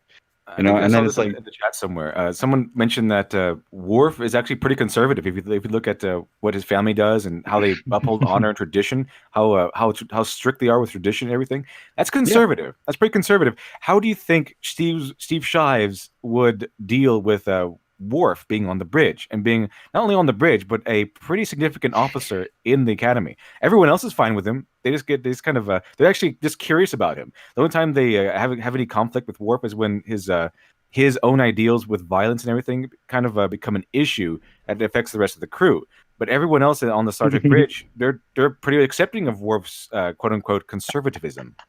Oh my! I think it's funny. I think the only species that he could actually participate in their culture and their society would be the Borg, because everything else he'd have a huge problem with. I can't name another species, like any of the, like I can name ones that I would not want to agree with their ethics. You know what I mean? Which is funny because I'm supposed to be the some conservative alt-right Mauler army guy, right? And Toxic Brood. But Vulcan society is too dry for me. I'd be cracking jokes and they wouldn't be getting it. So it's like, obviously the environments that I would be in are kind of analogous to the environments that I would be in here. You know, I would love to have some funny conversations with some Ferengi over some drinks and hang out with Ferengi's actually O'Brien and pretty talk awesome about to the me. damn Cardis and all that shit. Yeah, the Cardassians are extremely conservative. The Very Bajorans are conservative. extremely They're- religious. You know, there's so many groups that are just so set in their ways. The it's- Cardassians are very they're more conservative than the Klingons. The Klingons are conservative because of tradition. The Cardassians are more conservative in terms of control and order. It's a little different. The Klingons love freedom. They love being able to crack jokes and drink wine. In fact, I would probably prefer being on a Klingon ship. That sounds fun to me. I've seen how it goes over there. It would be fun to be on a Klingon ship, like as a guest. I feel like Romulan society would be kind of intolerable. Yeah, And then the Parliament side would be no fun at all. No fun at all. No, but it's like, you know, the ideal human society exists. You don't have to leave the Federation. It becomes a default thing. And I think that is, ironically, one of the best conservative or pro-nationalist American or patriotic American arguments is just go see other civilizations, see what other countries are like. Go to Ecuador and see the civilization there. Just go to see what Venezuela or China's like. And then come back and you have a new perspective. I feel like a lot of Star Trek is like that. Like, wow, I'm really glad that I'm human. And that humans aren't like Klingons or humans aren't like Vulcans, where like there's such clear like issues with their culture where you would feel trapped, especially Vulcans, where it's like never see Shives at Vulcan. My God, he would die. There's no place to be. Can't stand all their rules. Everything would be illogical. Like everything, it just would not work with Steve there. Wouldn't. And it, you know, it's, I don't know. I just find that an interesting thought exercise. Yes. Semantic Dragon pointed out. Semantic Dragon pointed out that Riker was first officer of a Klingon ship. I remember that one where they did an exchange. Yes. And Riker we got to see how they treat people on a Klingon ship, and Riker had to do what like pirates had to do. He had to prove his worth, prove his strength, prove his might, so that he could they would respect him finally. The Klingons don't respect you until you actually prove strength. It's kind of like the Russian idea. The Russians tend to do that. I had the mindset. Yes. And then there's such a clear issue with not having inherent respect and order that is such like an Anglo-Saxon like Navy idea that I think Roddenberry was so pleased by. And again, one of my favorite things about the show is that it's a Navy show. It's kind of a military show that has nothing to do with war and everything to do with the adventure of diplomacy and the adventure of culture. And it's just like, you know, I think what everybody would want to join the military to be like, if joining the military, you're not necessarily fighting a bunch of bad guys. You're going out on vacation to some foreign planet. I think everybody would enjoy that. And it just creates this comfortable environment where we don't have to have, you know, some sort of woke argument every couple of minutes. I've also gotten this from conservative Star So Trek what fans kind of more times than retardedness have I come back to? Oh, hey, We're about to get back into it. Let's keep going. I can remember. Star Trek shows us what we can accomplish when we stop making everything about race and gender. Seems like an odd statement to make in reference to a show that has produced so many episodes arguing passionately against unjust discrimination. If Star Trek is saying the solution to... Wait, okay, if the show is against those things and we're saying Look at the those things anger. don't exist... Steve, do you understand Look what at the anger logic in his is? eyes. What a bizarre thing. Let's just rewind that. Did you guys hear what he said? It just, Yeah, I heard what he said. I'm with you on that. He said it's funny because it's like he can't seem to understand that Star Trek, the fictional universe's workings, and then the non-diegetic element of it being a TV show and speaking to people at the time period they're watching it. He doesn't seem to differentiate between those two. He just looks at the show and goes, this is applicable to the time period that we're watching it at all times. As if to say, like, of course Star Trek is talking about ideas that are relevant to us now, but they're doing it from the perspective of we've already accomplished exactly what we're talking about. So of course, if you went to the Star Trek universe and started making Steve Shives arguments, people would look at you weird because they're already over it. But of course, the show is not for those people. he even realized himself that all these arguments happen not within the Federation, but of other cultures, alien cultures that aren't aware of these things or are not as evolved as the Federation people are. Exactly. It's like, dude. And let me flip this around, because it would be, imagine we're in the Star Trek universe and Star Trek has like TV shows, right? Like holodeck shows. And one of the things is it's a show about our age. And then you had a Steve Shives HoloNet character that was criticizing the show, and he was like, "Why isn't the show that's set in 2020 more like the 24th century? Why are they talking so much about all these issues that have to do with Fukushima or the war in Syria or all this stuff? What does that have to do with us?" Like it's so disconnected from the meta of where we are and where the show is. I've also gotten this from conservative Star Trek fans more times than I can remember. Star Trek shows us what we can accomplish when we stop making everything about race and gender. Seems like an odd statement to make in reference to a show that has produced so many episodes arguing passionately against unjust discrimination. If Star Trek is saying the solution to racism is to stop talking about racism, why does Star Trek talk about racism? Okay, that's an assumption that that's how you stop racism is by stop talking about it. And then in applying that to Star Trek, it's like, dude, who are you talking to? Who said this? Why are we addressing... I'll give you somebody. Morgan Apparently Freeman said something it. he hears all the time. Apparently, Morgan Freeman literally said, "Stop talking about race, and then people will get over racism." Oh, so maybe that is a legitimate argument, but that has nothing to do with Star Trek trying to make a show that was designed for the 60s or for the 80s that was trying to overcome actual racial divide in a country. There were people in the 1960s that remembered like their uncle or something talking about like Civil War era shit. Like Jim Crow laws were pretty fresh. It was new. But for this era, when people inject the woke stuff, we've already been there. We already know everybody. There's nobody in this chat that's going to have any kind of racial view that's going to be discriminatory, a la what Star Trek the original series was talking about. None of us are going to be like, you know what, interracial marriage is wrong. Nobody's going to say that. So I don't understand the equivalency. So much. But that's another unintended consequence of showing us a society where people have finally put a lid on prejudice and inequality. Conservatives... Okay, so he's saying exactly what his supposed conservative was saying. This is what happens when we no longer have issues with race and gender and all this other crap. Yes, he's agreeing with that comment. Where is he going? It's so benign. He's addressing the fact. He's saying, well, why would a show keep talking about it? And then he says, this is what it's like in the show. So is it or isn't it like in the show? Which one is it, Steve? Are the conservative guy you invented right or wrong? Which one?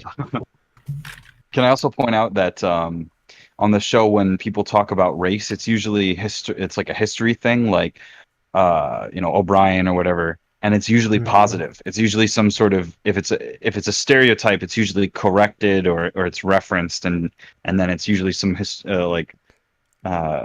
something to be proud of for your people. Because I think that again, Roddenberry's whole thing was that he liked everybody. Again, this is a show in 1960 something with a Russian guy on it, right when all of the Russian paranoia was going on. It's so out, and a Japanese guy after World War II. So the most inclusive show, and all of the references to their races, like Russia or whatever, the gag is always, oh, Russia's always better. It's the best. And then everyone's like, ah, ha, ha, that's really funny that you say that. We all know that's not true. We're Americans. Ha, ha. But it's at least giving everybody due credit for where they come from and from what kind of people they are. So it's really frustrating that somebody that comes in with preloaded negative stereotypes that he's going to project onto you, that you or what a conservative thinks this or that about race. He's the one bringing the race into the argument. Meanwhile, we're trying to enjoy a show that is like doing everything in its capacity to be forgiving, to be loving and kind to all the different people of Earth, because that's what the Federation's all about. And there's not too many episodes I can think of that are specifically about race or mention things like race. I remember an episode of Enterprise where they talked about how fossil fuel reserves for like carbon are depleted by 2050, so we have to have alternative fuels, like little things like that. You say, oh, that's interesting, like little details that don't really make up the entire episode. They're just a sort of little history throwaway line. Yes. The most common thing is just looking back at history and being like, look at how ignorant humans were. It's like, look at how bad the Nazis were. Look at how bad this is, and then look at how far we've come. In the idea, and it's so frustrating to hear Steve, because it's like, yes, conservatives are And all of this stuff that Star Trek is saying is that once we stop talking about it, or there's no need to talk about it, it'll be a sign that there's no issue of it. Pretty much. If nobody's talking about it, it means that it doesn't exist probably anymore. See a diverse, multicultural, gender-equal society where racism and sexism are hardly ever even mentioned explicitly, and they think, see, the crew of the Enterprise gets along fine, and they don't worry about this stuff. Why should we? Yeah, exactly. That's kind of the point, Steve. What an enlightened viewpoint. What the fuck is he on? He's on social justice. This is your brain on social justice. This is your brain on social justice. I don't see a Mexican or whatever in that crew, so it's not good enough. Yeah, he needs Chakotay in there. Oh yeah, I forgot. He's playing a Native American. Wait, the actor is Mexican or Hispanic. So, yeah. So they need Chakotay or something in there. Up to this point, the reasons I've This guy has a jar of Marmite with his name on it. Yeah. Really? Yeah, he does. Yes, and I am going to force feed him this Marmite. Reported. Reported. Cyberbully. How will you get past the hypnotic effect of his overly shiny lips? Oh God. Oh no. Or why conservatives like Star Trek have been based heavily on interpretation. But there are other aspects of Star Trek that I think allow the show to appeal to a conservative without having to read them differently than the author. Okay, so conservatives like it because they have to heavily interpret Star Trek? Is that what he just said? The fact that Steve Shives is accusing other people of heavily interpreting Star Trek is amazing. It's pretty, yeah, it's... Wow. Okay. This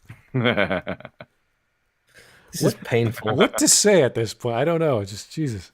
There isn't anything you can possibly say. This guy's fucking nuts. I'm not the one interpreting Star Trek. You're the ones interpreting Star Trek. I'm just seeing how it actually is, even though he's the one interpreting Star Trek. He's been willfully saying this is how it is. He's been interpreting us Star Trek this entire time, willfully. Oh, thank you for the super chat there, DJM Voices. I appreciate it. The issues of inequality are explored, but they are not issues on Federation ships. I understand how Shives can't see the difference since the concept of meritocracy is alien to his species. Oh, well. Yeah, how do we properly fit meritocracy into the SJW mindset? I don't think it can do that. It's they don't work together. It's kind of like adding salt to a snail. It's just, you add meritocracy to the SJW mindset or the SJW community, they just dissolve into goop. That's about it. Yeah. Pretty much. Intended, write them off as fantasies, or allow them to be swallowed up by the pulverizing gravity well of moral apathy and selfishness that sits where their heart should be. Ah! Now wait a minute! Steve. How are you just going to say that about all of us? Come on. Shives, no! Shives, what are you doing? That's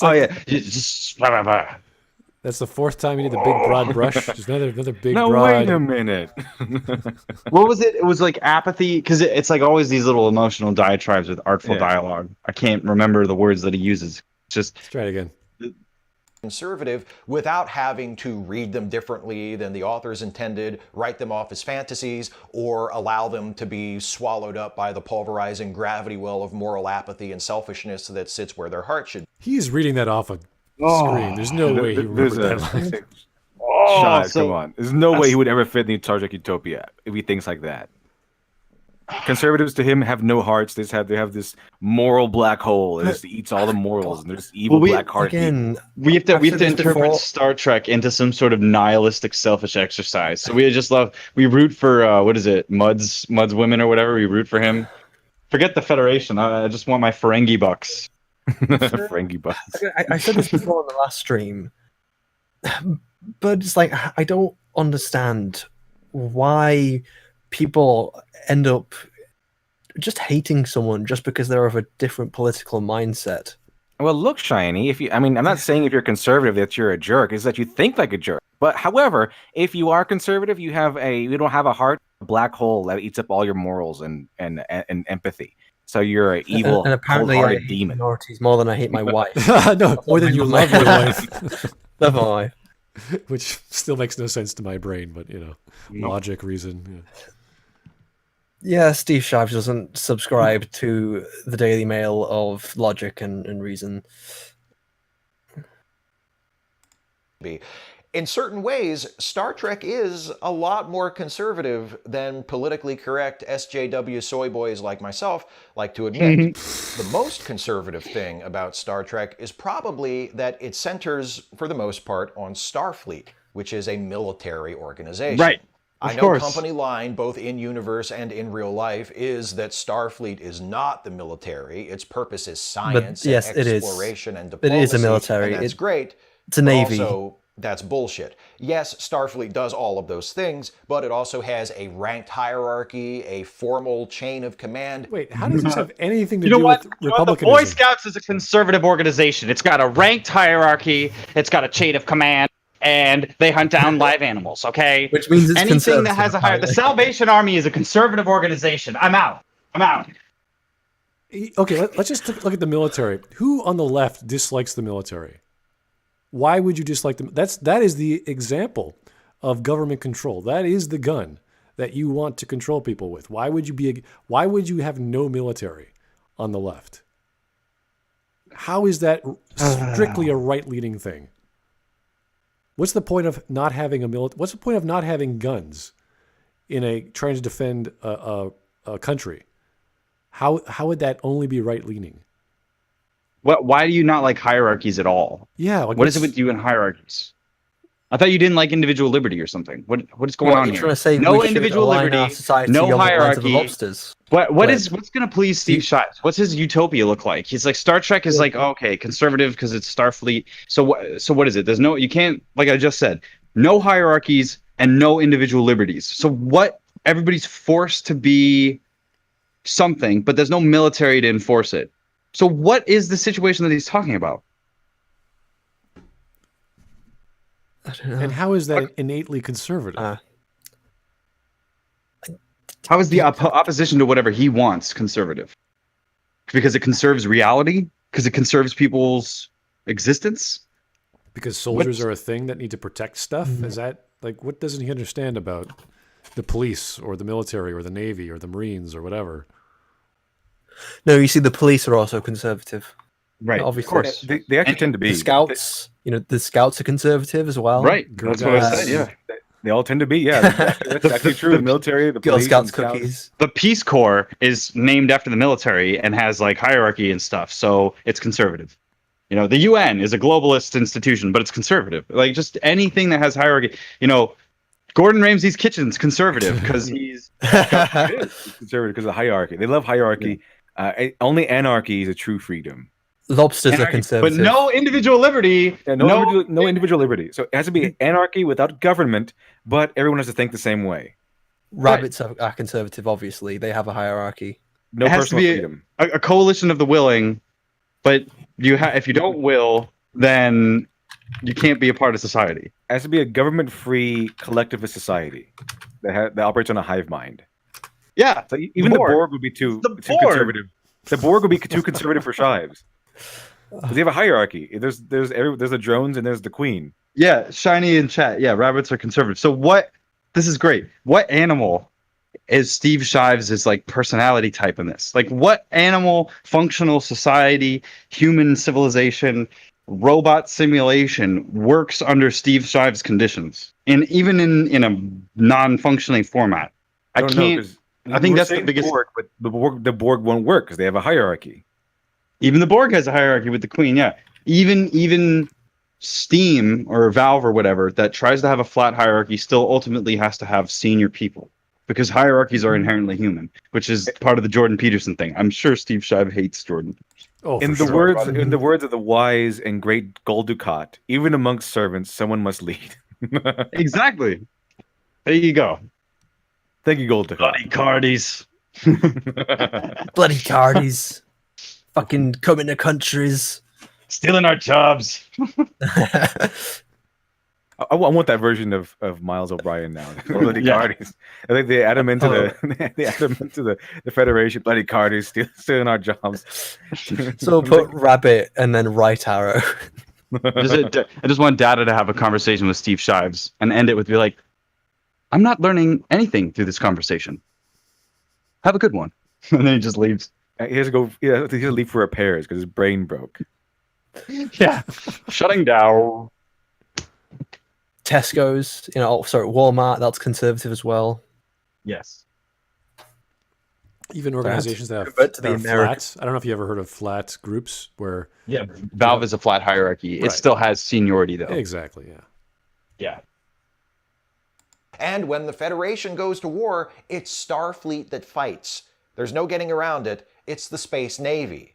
And in Star Trek, Starfleet is the ultimate instrument of good. Starfleet brings aid to the needy. It brings civilization to wild, uncharted worlds in the form of Federation colonies. It protects the Federation that's not and indeed accurate. the rest of the galaxy from the That makes it threats sound of- like it's colonialism. It's not though, because they have the whole prime directive. How does he not know the prime directive of the entire civilization? Yeah, they only colonize planets that haven't been there's nothing there. They I would don't argue that, colonize planets. They offer this format. They go, hey, do you want to sign up for the Federation? Do you want to be a part of our civilization? The Federation does have technological colonies. level. Right, No, yeah. The Federation do have colonies that go out into uncharted space and they Uninhabited so planets. This is our yes, that's what I was saying. Though, That's uninhabited. okay, fair enough. Yeah, you're right. But that's I would a little bit argue different that from the- what Steve is saying, which I is would like argue that- colonization of like the idea of the leftist idea of colonization being, oh look, there's some inferior people, move them out of the way, enslave them, kill them. That's not what's Bring happening in Star Trek. civilization to them.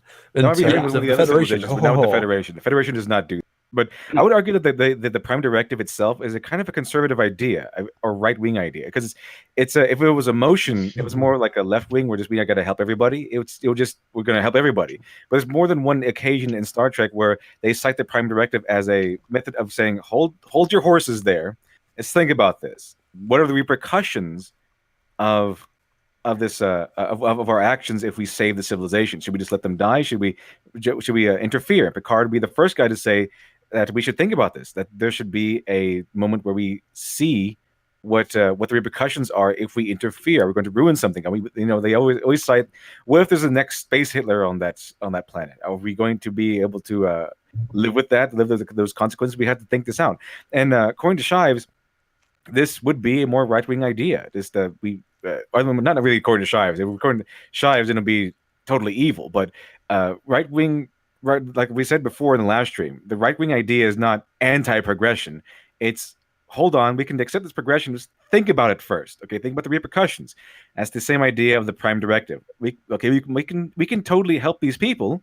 We have the ability to, but let's think about it first. What are the repercussions? It's that mindset of hold on, this is fine. Just wait a minute. Think about it, based on logic rather than more emotional. Yeah, that was pretty good. Other less Only 6 more benevolent minutes. nations. That's exactly how many American conservatives see our armed forces. Why would What? How about the left-leaning people? Wouldn't they see the armed forces exactly the same as the people on the right? No, because the armed forces, they're all evil, according to Shives. If you're not a conservative, then obviously you view the military as universally evil. How does the military bring quotation marks civilization to places that doesn't have civilization? Apparently, Yeah, apparently to, like, less cultured the places. the conservatives are seeing all this too, and they're saying, "Oh, this is great. The military is protecting these people. They're doing the right thing. The Federation is protecting the people who can't protect themselves with a military might." And they're seeing the same things, and they're not. They like it, Shives. And according to you, they wouldn't be liking it because they're protecting the weak and they're protecting other races than themselves. But that's not the case. I love the Prime Directive because I have that black gravitational well of moral apathy in my heart. That's what I love about the Prime Directive. I just love that they help out civilizations that can achieve a certain minimum level of contact. Plus, so evil. choose. So evil. Yeah. I'm sorry, we need to absorb other cultures that disagree with us for their own benefit. Right. Yeah, that's it. Gotcha, Steve. They enjoy a show that celebrates and glorifies the military and reinforces their view of it as a noble and necessary institution. There's also the fact that But the Starfleet is a noble. It is a noble institution. It's not glorified as such. It's not glorifying the military. It's glorifying Starfleet and the ideals it protects. Starfleet is still not even like the army, like I was saying earlier. It's that like they don't have like tanks and stuff. They don't roll up with any guns blazing. They don't even have the guns visible on their ships most of the time. They wear pajamas to work. They wear pajamas to work. They don't even have pockets. They don't have they're like in like this Zen mode where they're just like, I'm gonna go do my job, I'm gonna enjoy my time, I'm doing my service, I love all my coworkers. Like it's like and somehow Steve is like, I can't fathom enjoying my culture, society having no problem. Yeah, that's conservative. It's impossible. It's conservative, apparently. Individual liberty. This is like individual liberty is bad in his eyes, and hierarchy and all that stuff. All the thing that makes society function. The fact gives people personal freedoms. The fact that he even said that the Federation is more conservative already says where his mindset is. So he's already ascribed it a value. It's like, oh, this is obviously left leaning. But when I think about it, it's actually more conservative. It's like, dude, can you think outside the box for like 1 second and think maybe it has nothing to do with politics of today? Oh, it's like I have a lens across my face. It's bolted in place. I can't blink without using it. And it's like, okay, can you maybe use your other eye? Take the lens out sometime. You know? No. All right. Nope. Heroes have been human, and the majority of them have been white, particularly the series lead. While the racist. Oh, Star Trek's racist. So conservative. It's always the white savior complex. Gosh. Why does Steve Shives videos, why does the majority of them have to have a white main protagonist? Why can't we get a black Steve like Shives? Cisco. But people like Cisco, so this isn't what the fuck is he on about? People like I want a Latina Steve Shives video with the hat and the moist lips and the mustache, and that would really make it more progressive. Give it a time, Shives. Okay, open up your mind. Also, Cisco is best captain, obviously. And what's great about him is that he started out as a commander, right? So he wasn't even a captain. And then people were like, "Oh, so the black man can't be a captain?" And you're like, "What? I want to start out with a commander because then he can actually achieve something." Yeah, he worked his way up. He's like on screen. He's the most hardworking captain that's in Star Trek because he started off as a commander and earned his way to the rank of captain through hard work and risk taking and being just all around awesome. No, that's conservative. Risk taking is conservative. That is conservative, apparently, according to Shives. That's too conservative for his taste. And basically, Cisco was being a white man by doing that, right? Because he's doing something to support this patriarchal institution. Oh, yeah, of course. Shives might say that, but there's no realm of there's no realm of reality where will I ever call Cisco a white man? Right, exactly. No, but it has to be. It exists in a space in Steve's mind where it can't be good. It can't just be fine. It can't just be like, oh, it just happens to have white people because that's who they casted as the main captains sometimes.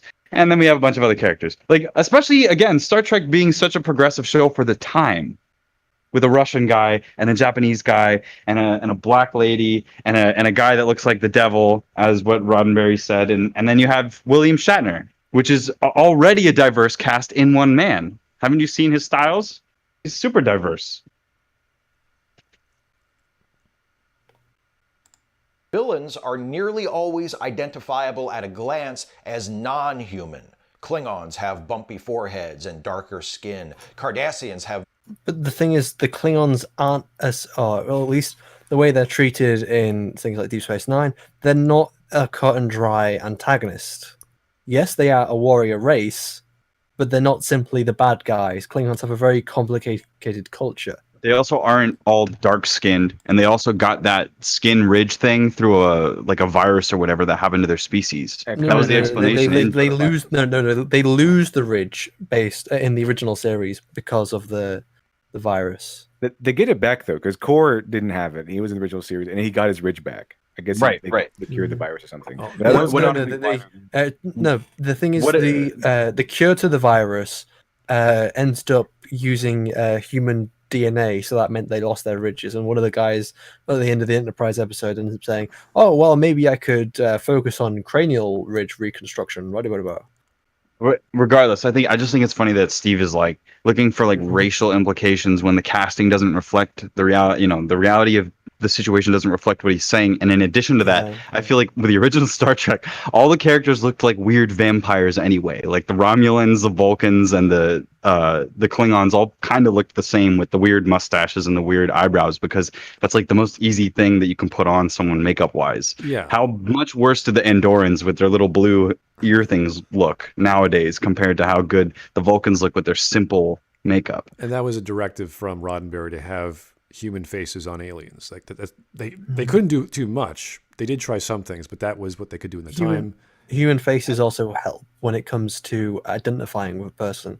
Right. So if you look at the modern day Klingon, prosthetics they put on them, they put so much on their faces that they can barely move their mouths, which makes it incredibly difficult to actually, see anything in these creatures. They can't talk properly. They can't emote properly. Here's a really good super chat. And guys don't know this is two shows coming together, but here we go. From Punished Berserker, Benjamin God Puncher Cisco. We have 3 greater than signs. John Luck Pickard. Piker. It's a great it's an episode with Vosh, and there's Q, and it's a really good stuff. Actually, no, it wasn't with Vosh. It was Tapestry, I think. Yeah, I think it was Tapestry. Oh, they're talking about a whole nother Vosh. Never mind. Yeah. Anyway, how long will it take for us to get through the rest of the 5 minutes? You think? We're making bets. We can do it. We can get to it. How long? So how long until we get another jab at just like every word? We need every word to pause with this guy. People who just happen to have a different politics to this guy. Well, I just wanted to add also the makeup changed in TNG and then later stuff because they could get that makeup done. Like Odo could not exist in the 1960s. Neither could the Cardassians. So it's cool that they expanded on it. But also, I find it great that Star Trek, out of most of the sci-fi, found a way to introduce many alien species by just doing very little adjustments and just enough to be believable. I find that just great. And none of them are like there's no race that like has human racial qualities that's dividing them. None of these species are like they're all Africans, they're all Mexicans like that. Like they'll if they take aesthetics from a culture like a Romanesque culture or whatever, then they'll have those traits, but the casting will still be whatever's available. It won't be like cast based on race or skin color for the actors playing certain species. As far as I know, I can't think of any ethnicity that defined the casting choices for the original series or for TNG. It always seemed to be a variety. There's black and white Klingons, as Worf proves, as Christopher Lloyd's character proved. Very progressive show for something that conservatives like. Which is kind of funny when I think of Mass Effect. The Protheans are Jamaican, so.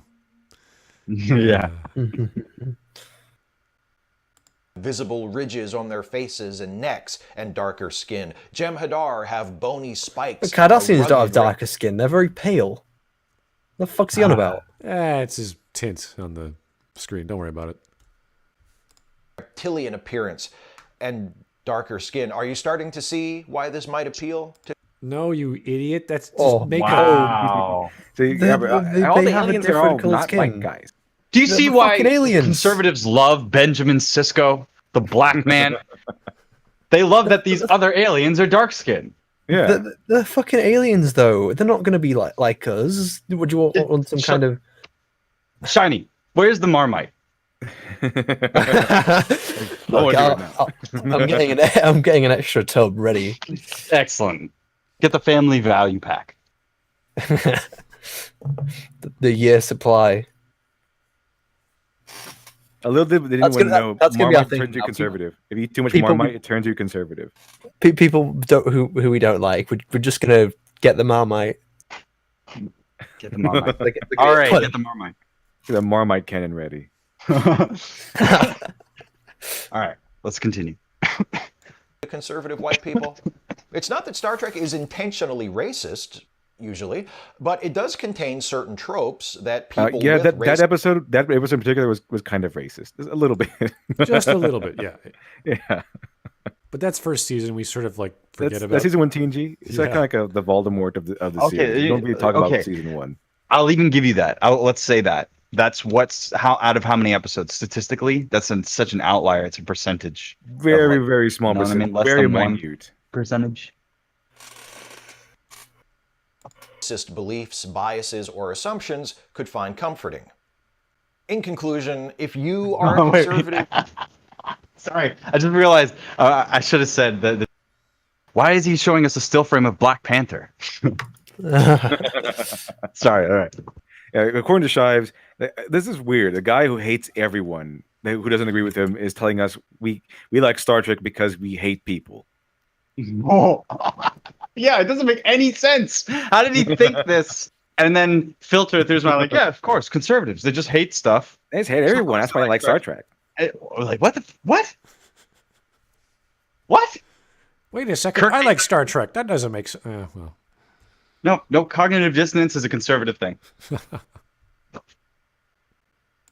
Who is a Star Trek fan, please don't watch my channel.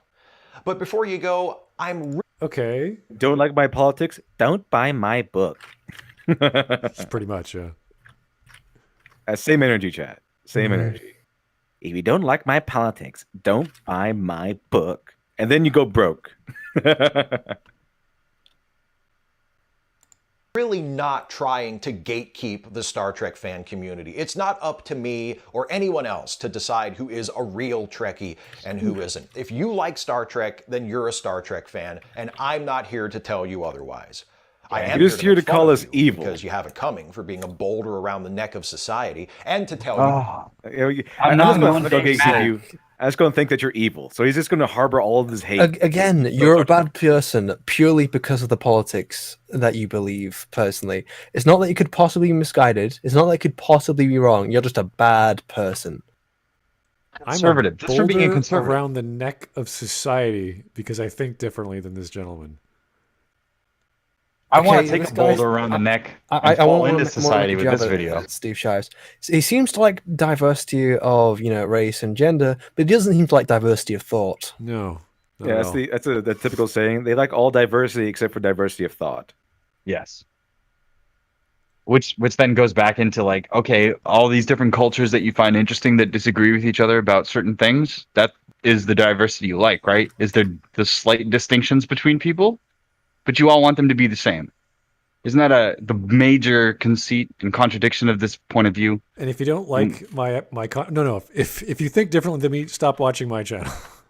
Yeah. Oh, by the way, and if you don't like that, you have bad taste in movies, and you're a big dumb. But you're still a Star Trek fan. It's okay, but just don't watch my content. Like what? It's okay to like thing, but I'm gonna make fun of it. And that's the passive aggressive thing again. Yeah. He's like, yeah, you can like it. He's not even gonna gatekeep. He's like, yeah, come into my camp. Yeah. But then everybody's gonna throw tomatoes at you. And this is the guy who disables his dislike bar because don't watch my stuff, guys. You're the same man who has blocked 95% of the internet. I don't want to teach you anything, even though I'm preaching to you right now. But stop watching my stuff if you don't believe me. That's the most typical thing where it's like somebody makes a statement and then you're like, can you explain that? And they're like, I'm not going to Google it for you. I'm not getting paid for this. I'm not your teacher. Like, it's not my job to educate you. It's like they want to be part forward to covering other videos so we can actually have a discussion about something a bit more meaningful. Well, it's just funny. We do it all the time. Yeah, it's just funny that he's like preaching to his choir, but he's like, by the way, if you're not part of my choir, you're still a Star Trek fan, but just stop listening to me. So it's like, are we going to learn anything from you, or do you not want us to? What's happening here, Steve? I think he just wants to make fun of us. It's very strange. Here's a super chat from Punished Berserker. Thank you, sir. Okay, Wagner Primitive Brethren, when we gonna crush the bomb-clad Reapers? Oh, Prothy the Prothy. Can I do this one? I'm gonna do this one. Wagwan Primitive Brethren, when we gonna crush the bomb-clad Reapers? Prothy the Prothy. Wagwan! Yes, I think we could say Mass Effect has a very strange sense of comedy. Which one were the Protheans? Are those the which one were those guys? I forgot which The one. Imperials, the conquerors of the galaxy. The ones that came great. before? Are those people? They were the 50,000 Yeah. year old race that Yeah, believed yeah. in unity, and that was their weakness because everything was unified and nothing was diverse. So They had a hive mind. It's That hive easy to mind. get them confused with the Geth, just because like the way that you look at the words, like P and G, and then it's just I get it. Would the Geth work for Shives? I don't think they have a hierarchy, do they? no, they don't. They're a hive That mind. probably work. Yeah. So okay. So we can't find one that's appropriate for Shives in Star Trek, but the Geth would work for him. They are a hive mind without a hierarchy. You know, the Turians must be conservative. Oh yeah, for sure. They're yeah. the Turian It's just hierarchy. military. I've The only Turian played- hierarchy, The exactly. Turian military hierarchy. I've only played the first game so far, and I didn't know that. The Turians they're totally conservative. Well, Yeah. Our hierarchy. That the whole government is called the Turian hierarchy. It's in the name. Ow. It's in the name, yeah.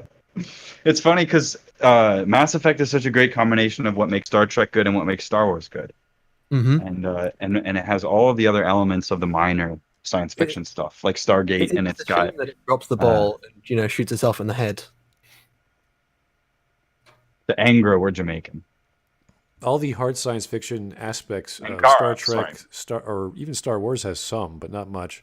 Babylon 5, all those are great to people reading science fiction who appreciate science fiction. It's when they start throwing things where they shouldn't belong, like in Picard, that ruin the lore, that we have problems with the story as a story, not as a series or as this or that.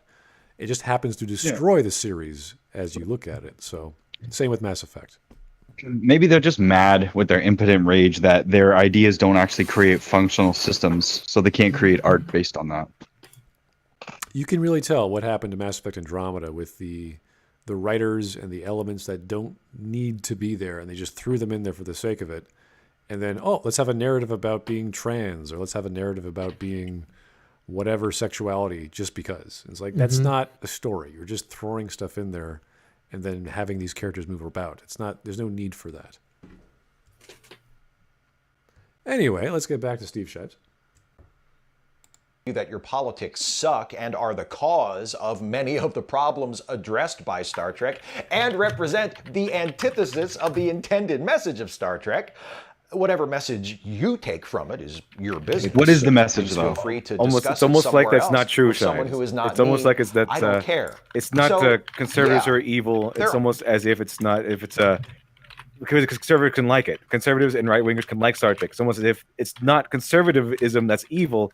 It's the ideas. It's the extremist versions. It's the prejudices themselves that are evil. And guess what, Shives? Prejudice we have seen for sure for a fact that prejudices can exist on the left just as they can exist on the right. Pretty blatant.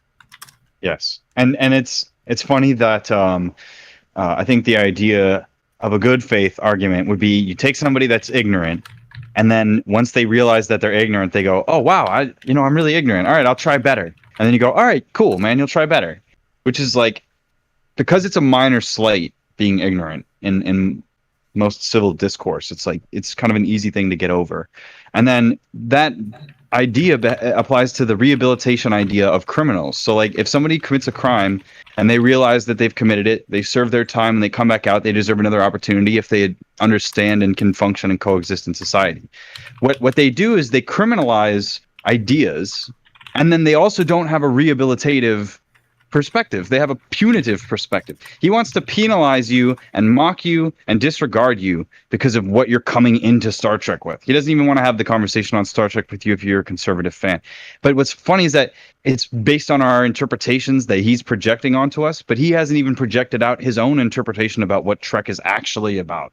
Yeah, What is it actually about? And Star Trek is always the premise of Star Trek is seeking out new civilizations, essentially seeking out new people to talk with, to speak with, to understand new people that we've never met before, new civilizations, new races, to branch out and talk with people that might not agree with us. So, taking that into consideration, Shives, the only person that I see who has ideas that are the antithesis of Star Trek of the Star Trek of the message of Star Trek is you. You who are opposed to discourse or discussion and have blocked 95% of the internet. Yeah, no diplomacy for Shives. So yeah, your mindset, Shives, is exactly the opposite of what the stated message of Star Trek is: to seek out new life, new civilizations, where no man has gone before. That's not you, Shives. You do the exact opposite. You are the antithesis of Star Trek, Shives. I'm surprised. We need a video now of why Steve Shives likes Star Trek. I'd like to know that, because I think he defined the Federation as being more conservative, all these other elements which are conservative in the show, and we still haven't seen the SJW element work, or how it works, or where it is. So, But what was the whole purpose of this video? What is the point of this video? Well, the last 10 seconds, after the discussion, he just threw a lot of hatred at people who aren't him. So it's for him to vent his anger. It seems more like just venting and sniping.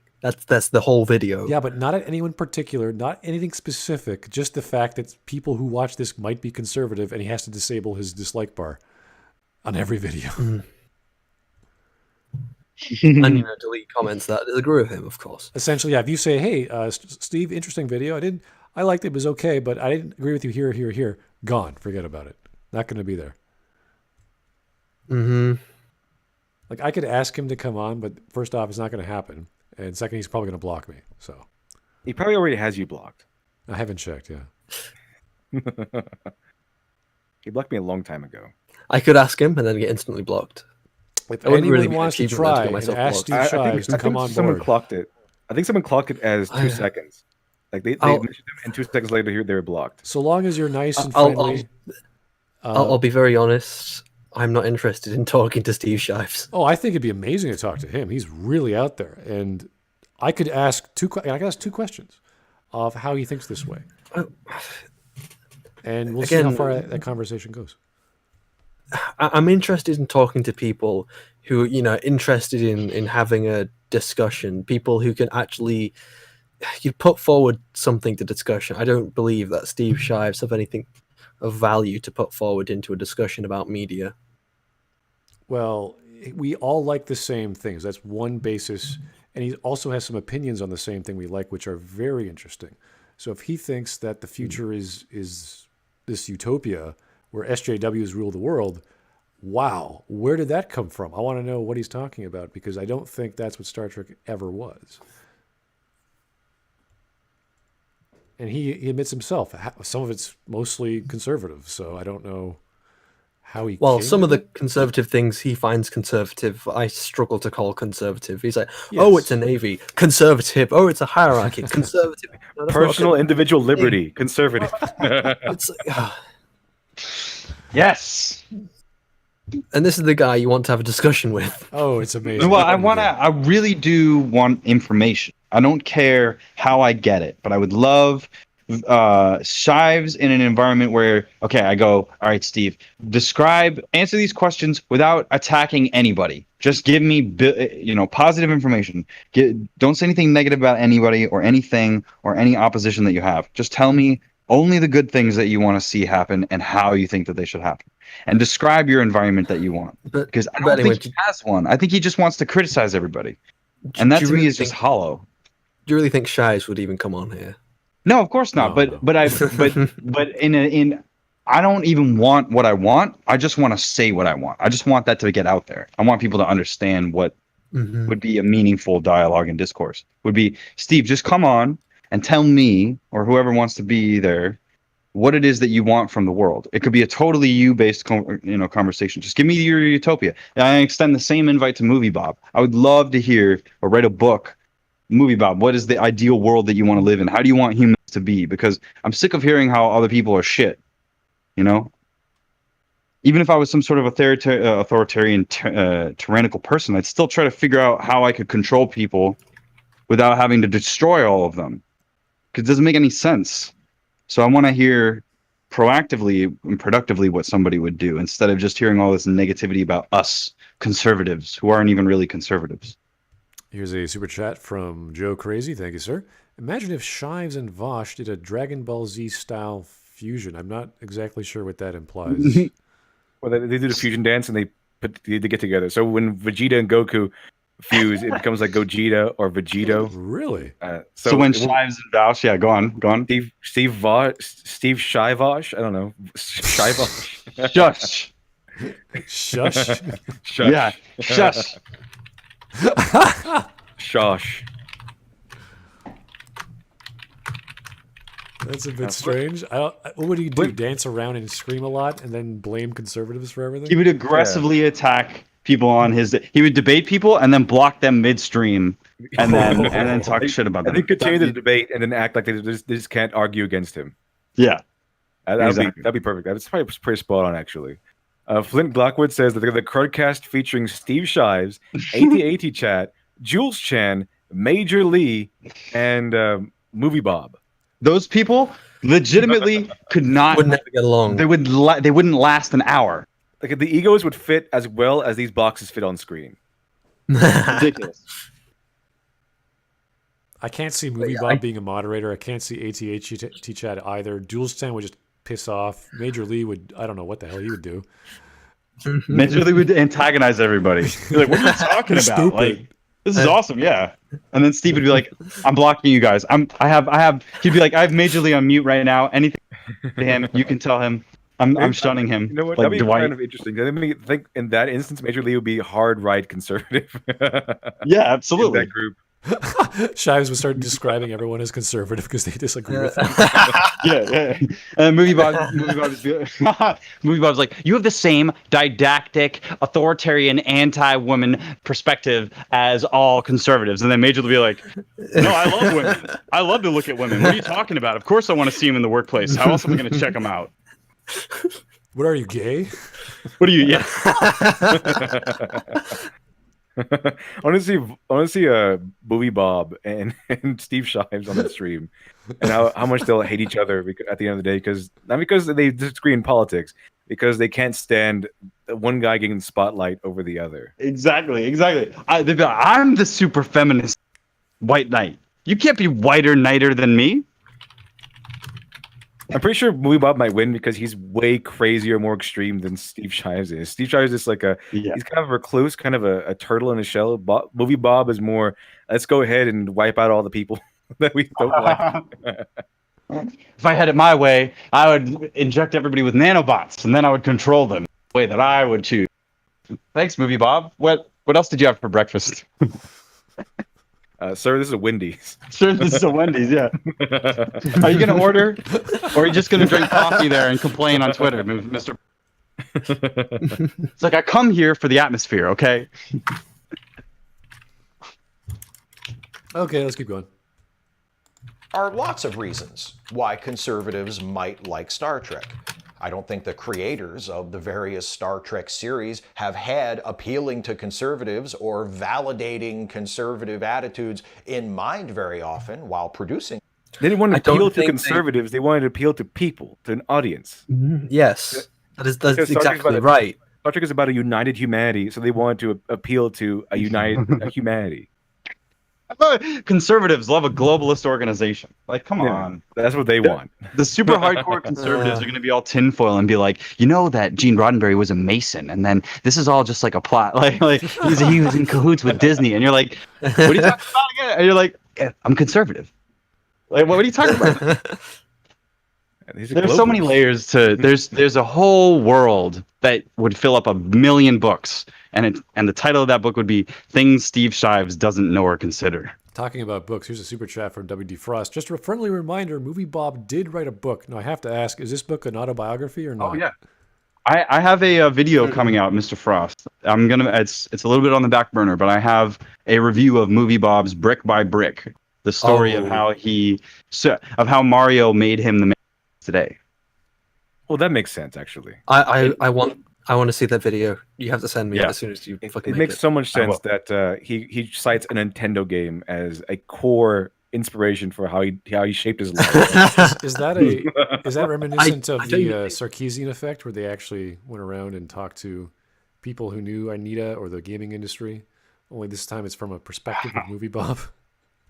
No. If you want to know what the book is, it's an autobiography of his life, and then it's the issue is that Does he cannot separate his identity from Mario, so it's kind of a dual autobiography of Mario and him at the same time. Whoa. And like what Mario and a lot of it is actually just his journal.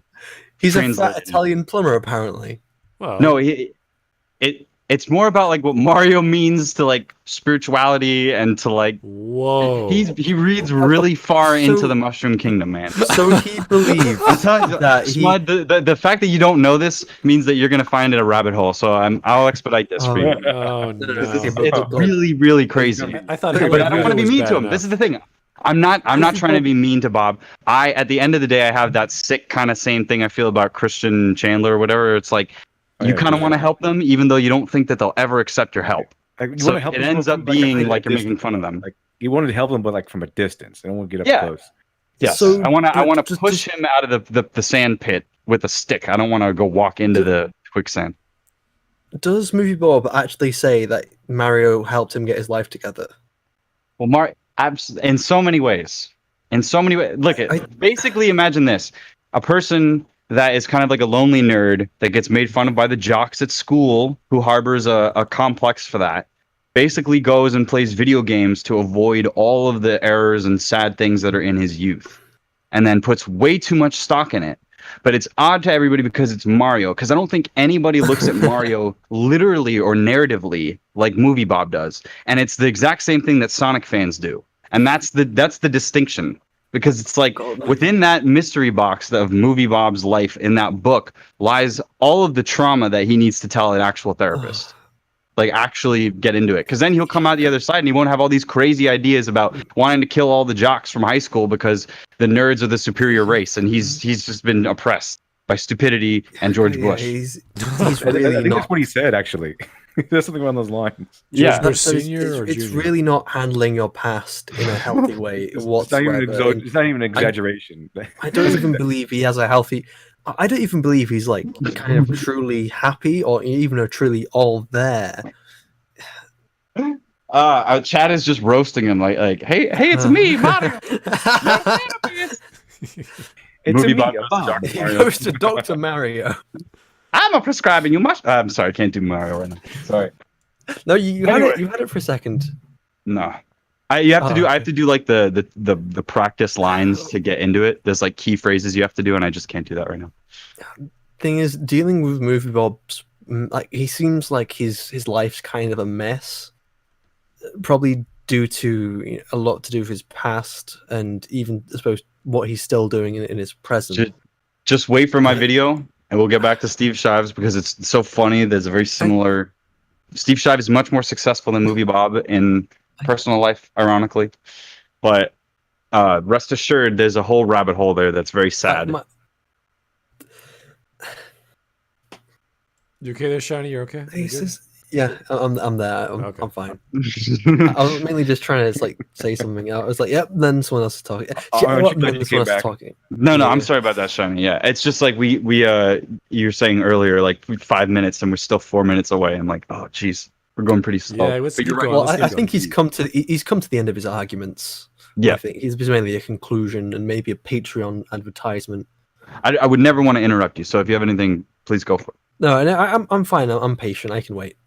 Okay, you guys ready? the shows, but that doesn't matter. We can all watch the exact same show and take away entirely different things from it. Often, And you what seem we to have done that very well. Yeah, and according to Shives, if you can take away something entirely different from the show than I did. It's just that if you did, you're a jerk, and you have no heart, and your heart is basically just a black hole that eats up morals.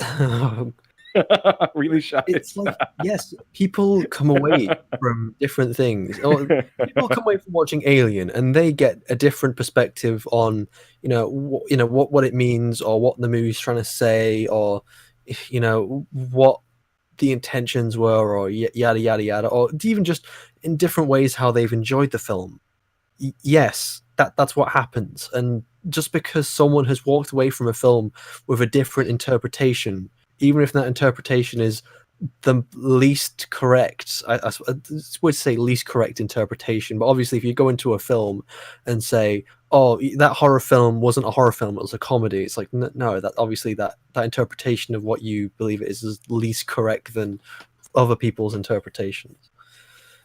But you're not less of anything because you've come away with that interpretation because of your fucking politics. Well, sorry, are you finished? I didn't want to interrupt you. I'm finished. But- I'm finished. Okay, cool. So, because I agree with you, I was thinking that this side of the aisle, the kind of SJW aisle, they have a thing where if you have ideals, then you're beyond reproach. Whereas I think the idea of where I'm coming from is more like you can believe whatever you want to believe.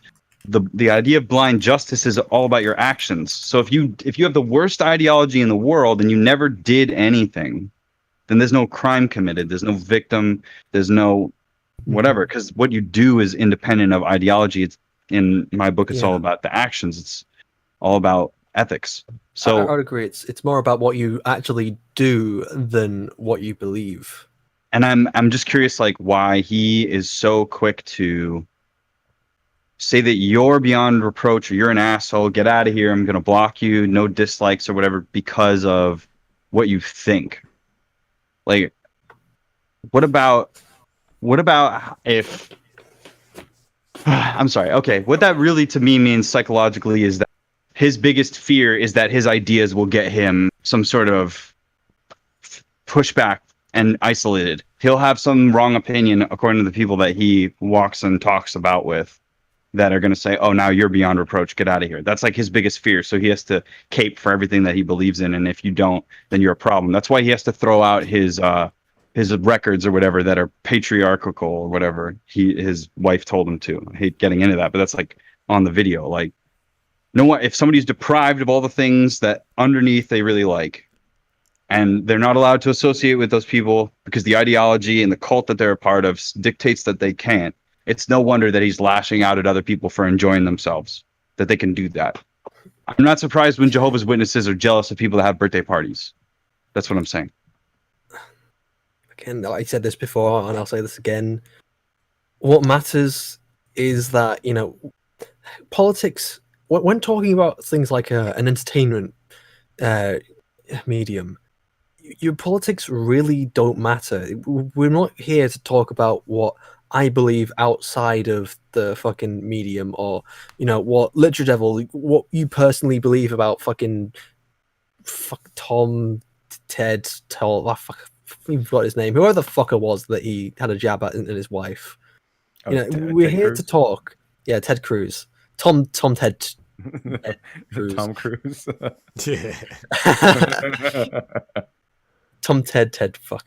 But anyway, yes, we're not here to talk about what's outside of the medium. We're here to have a discussion and talk and kind of about things we enjoy and come to have a discussion about these things that we enjoy and that we want to talk about. We're not here to talk about politics, and politics doesn't come into the discussion at all.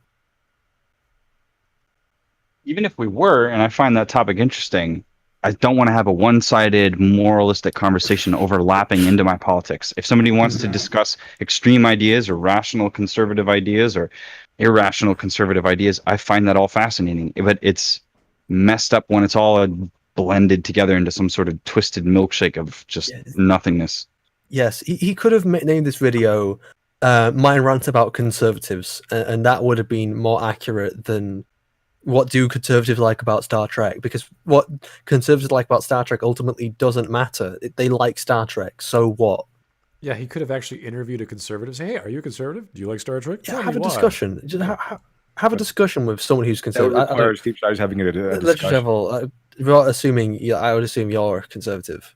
Right wing. I'm more libertarian than conservative. Okay, well, We're pretty close. Anyway, close enough. You could talk to LiteratureDevil here. Like, you could actually say, well, LiteratureDevil, what do you like about Star Trek? And that would require Steve Shives actually having a discussion, which is that's the flaw of our logic right here. And It would the other thing require is him that to actually, talk to people. he's also considering that we're conservatives, and I'm just doing it for the devil's advocacy thing. I'm part of the group that makes fun of conservatives just as much as he does. I come from the exact same dumbass John Stewart liberal snarky skepticism that he does. So it's like I'm the one that's out there also on the other side with like the 8chan Polak people being like, these are conservatives. I find it funny that there's just no nuance. And as somebody who enjoys the humor of the situation, because in all honesty, most of the actual policies that get passed throughout our history are all very centrist. They all end up being like trying to reason to the most amount of people, because that's what democracy is all about. But he's not into democracy. He's not into individual liberty. He's not into hierarchies. He's into negativity or something. I don't know. Yeah, I'm someone who comes from like a background of mostly a leftist family, and I still hold a lot of leftist values, and I also hold. It's weird to say because it's weird calling leftist values that just my personal values, and I don't really identify with any party. It's all just very strange, like why we have to talk about this, why anyone has to Some fucking people talk about take certain aspects of their life, like politics or economics, more seriously than the next, and that's totally fine. It's when it supersedes your reasoning, like, oh, I gotta buy Microsoft every year. Like, oh, why? Why must you buy it every year? Like, aren't you paying attention? It's so sorry. I'm just, it pisses me off because I just remembered. It's like my grandfather was a socialist partisan for Yugoslavia back in the early 1900s, and later he won a cultural award, which was like the hero of socialist labor for Yugoslavia when it was still a socialist country. Which is ironic because he also won a Silver Star in World War II fighting for the United States. So like, how do you deal with that, Steve Shives? Is that a conservative? Is that a socialist? Is that the guy that was doing OSS operations to kill Nazis? What is that? That's reality. Like reality is people that are dealing with the real situation. And we go to this Star Trek stuff to get away from the fact that we live in this environment that's full of gray morality and all that stuff, to a place where idealism can exist. And you want to come in here and bring in all this negativity. Ultimately, for people that aren't really aware, that aren't logical thinkers, the emotions, the expressions that he's portraying out there, that he's spitting venom, that's just pushing people away. Even just people that are just considerate people. So obviously, it's like, call us the alt-right or whatever all you want that we're conservatives. I don't think that's going to last long. I don't think that's going to a winning factor for you, Mr. Shives.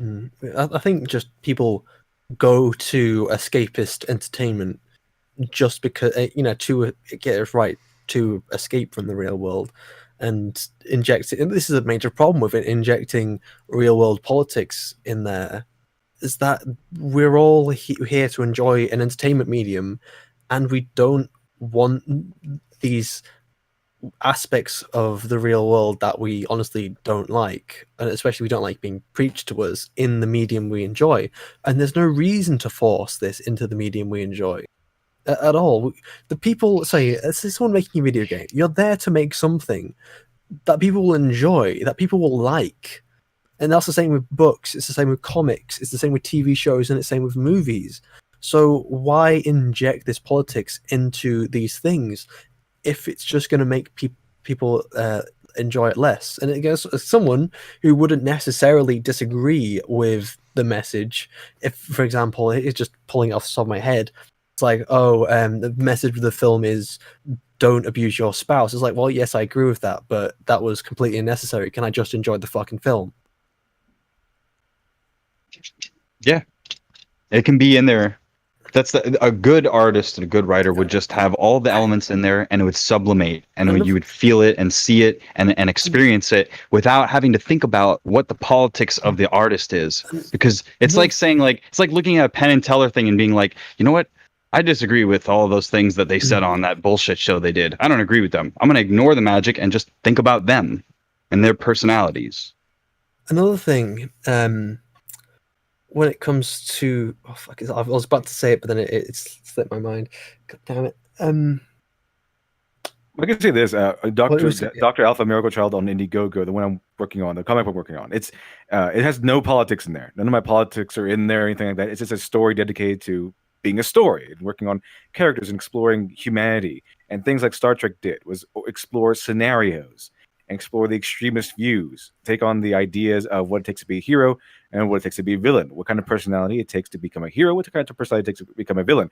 And I have jokes in there that kind of makes fun of these straight-laced kind of guys, and while respecting them at the same time, fun of all sorts of things. Just have little lighthearted jabs at these things. But there's no politics in there. It's entertainment. What I was going to say, sorry, was that these messages that even get put in these films, who are they exactly for anyway? So again, just pulling it out the top of my head because it's complicated. But let's just explain. So in my college tutorials, they always have these weird political things like things like, oh yeah, you shouldn't hit your spouse or your girlfriend or this, that, or the other. You shouldn't do any kind of abuse. It's like, okay, so who is this message for exactly?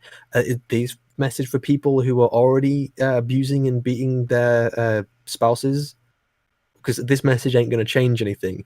So you're putting a message out there to either people who agree with it or people who aren't. And the people who aren't, it's not going to add anything to the people who already agree with this message, because obviously they're not going to go out there and, fucking abuse their spouses. But the people who are already abusing their spouses aren't going to look at this message and say, oh, look, I'm guess I'm going to change my way of doing it now. I guess I was wrong. Just because someone said, oh, you shouldn't abuse your spouse. It's like, again, it's people who generally agree with that message are going to be like, oh, well, thank God you said that, because if you hadn't said that, I was going to fucking punch my girlfriend with a hammer. It's like, no. Run. I've actually forgotten what Steve Shives was originally talking about, so we can go to the next video, please. Finish with this video. I'm pretty sure we quit now. It wouldn't miss anything else. I'm pretty sure he's done with this. Well, there's something that I kind of want to play after this, just because it's the closest we've had to a Trek-related Smudcast. Really? Okay. Yes. Okay. It shouldn't have any copywriting. It probably will. But are we gonna continue watching the last couple of minutes? Yeah, if it's anything else interesting that he says. Okay, crazy, let's go. It's always fun with Steve. Looks an awful lot like what we brought with us. Yeah, it seems like that's definitely a new Steve. So he has like is that it? Minutes is left. there just another 2 minutes of video, just black screen? I think after this is going to be like some shielding or something like that. Okay. Wilbar, thank you, Kelly. A heartfelt thank you. It's Patreon stuff. 5 Shives. Before I tell you what the topic of 4 minutes of Patreon. Just talk about your Patreon. Some people just love Steve Star Trek Shives. character actually has the most wasted potential. We all love the breakout characters. Spock, it's not Harry Data, Kim. Garrett, No, it's not Harry Kim. Holodoc, Get the guy off the Seven. screen. But what about the characters who showed such promise at the beginning, only to be I sidelined think it's and the video's finished. Well, Let's they stop shall it. be We can- overlooked We're no done. longer Yeah. than afterthoughts of Star Trek.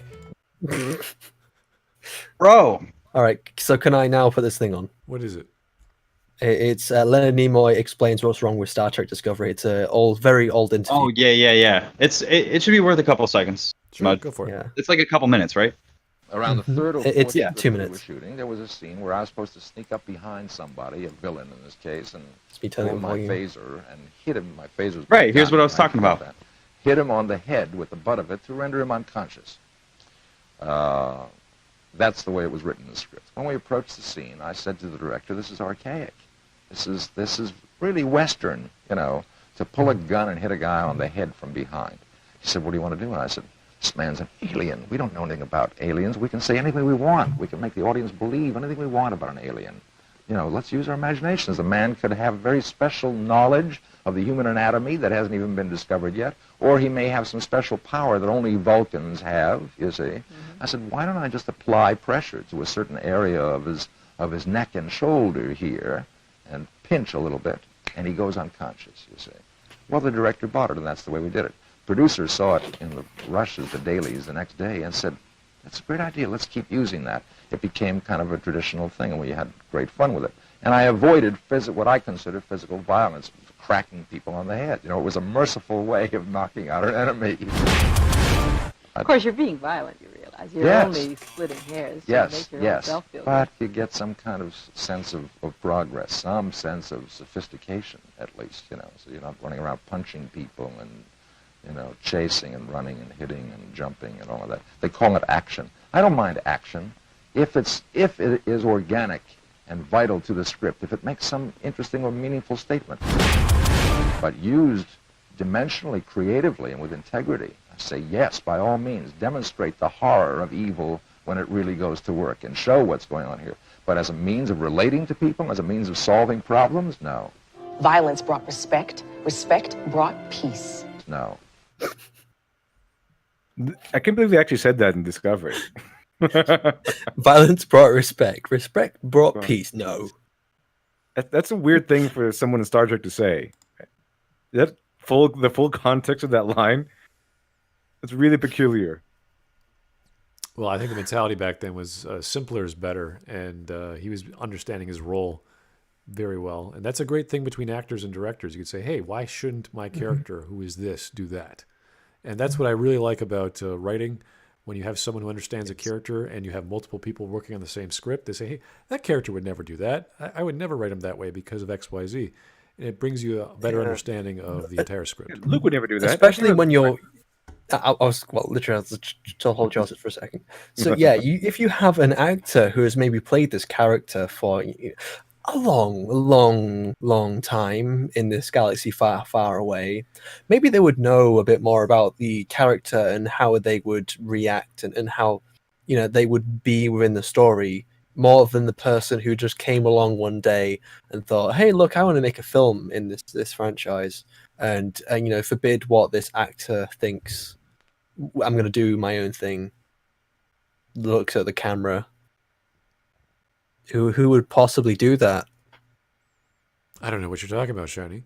Who would possibly ignore this actor's years and years of experience with this character? Mark Hamill, I would just refuse to do it. I would just play Luke Skywalker how I wanted to play him, regardless of what Rian Johnson wanted me to do. I'd just be like, this is Luke Skywalker. What are you going to do? Recast me? Unbelievable. That would have been fantastic, but yeah, ooh, rough. I still love that quote. It's like, yeah, I don't mind action as long as it's used creatively and with integrity, and shows the horrors of evil at work. Yes, do that. And it's like, oh, but mindlessly and it's like, no. It's like violence brought respect. Respect brought peace. It's like, no. It's perfect. Okay, guys. Thanks for joining. I appreciate it. That was actually not as bad as I thought it would be. I know Steve Shives is a tough video to watch sometimes, but bigotry is one man's utopia or something like that. What was the phrase? Yes. In his own little world, he's all happy. Mm-hmm. So, yes, sir. That's how it goes. Anyway, if you guys have any suggestions on what we should cover next, I'm sure there's dozens out there. I have a whole bunch of Star Wars related content, just because there's so much of it and someone has crazy opinions about it.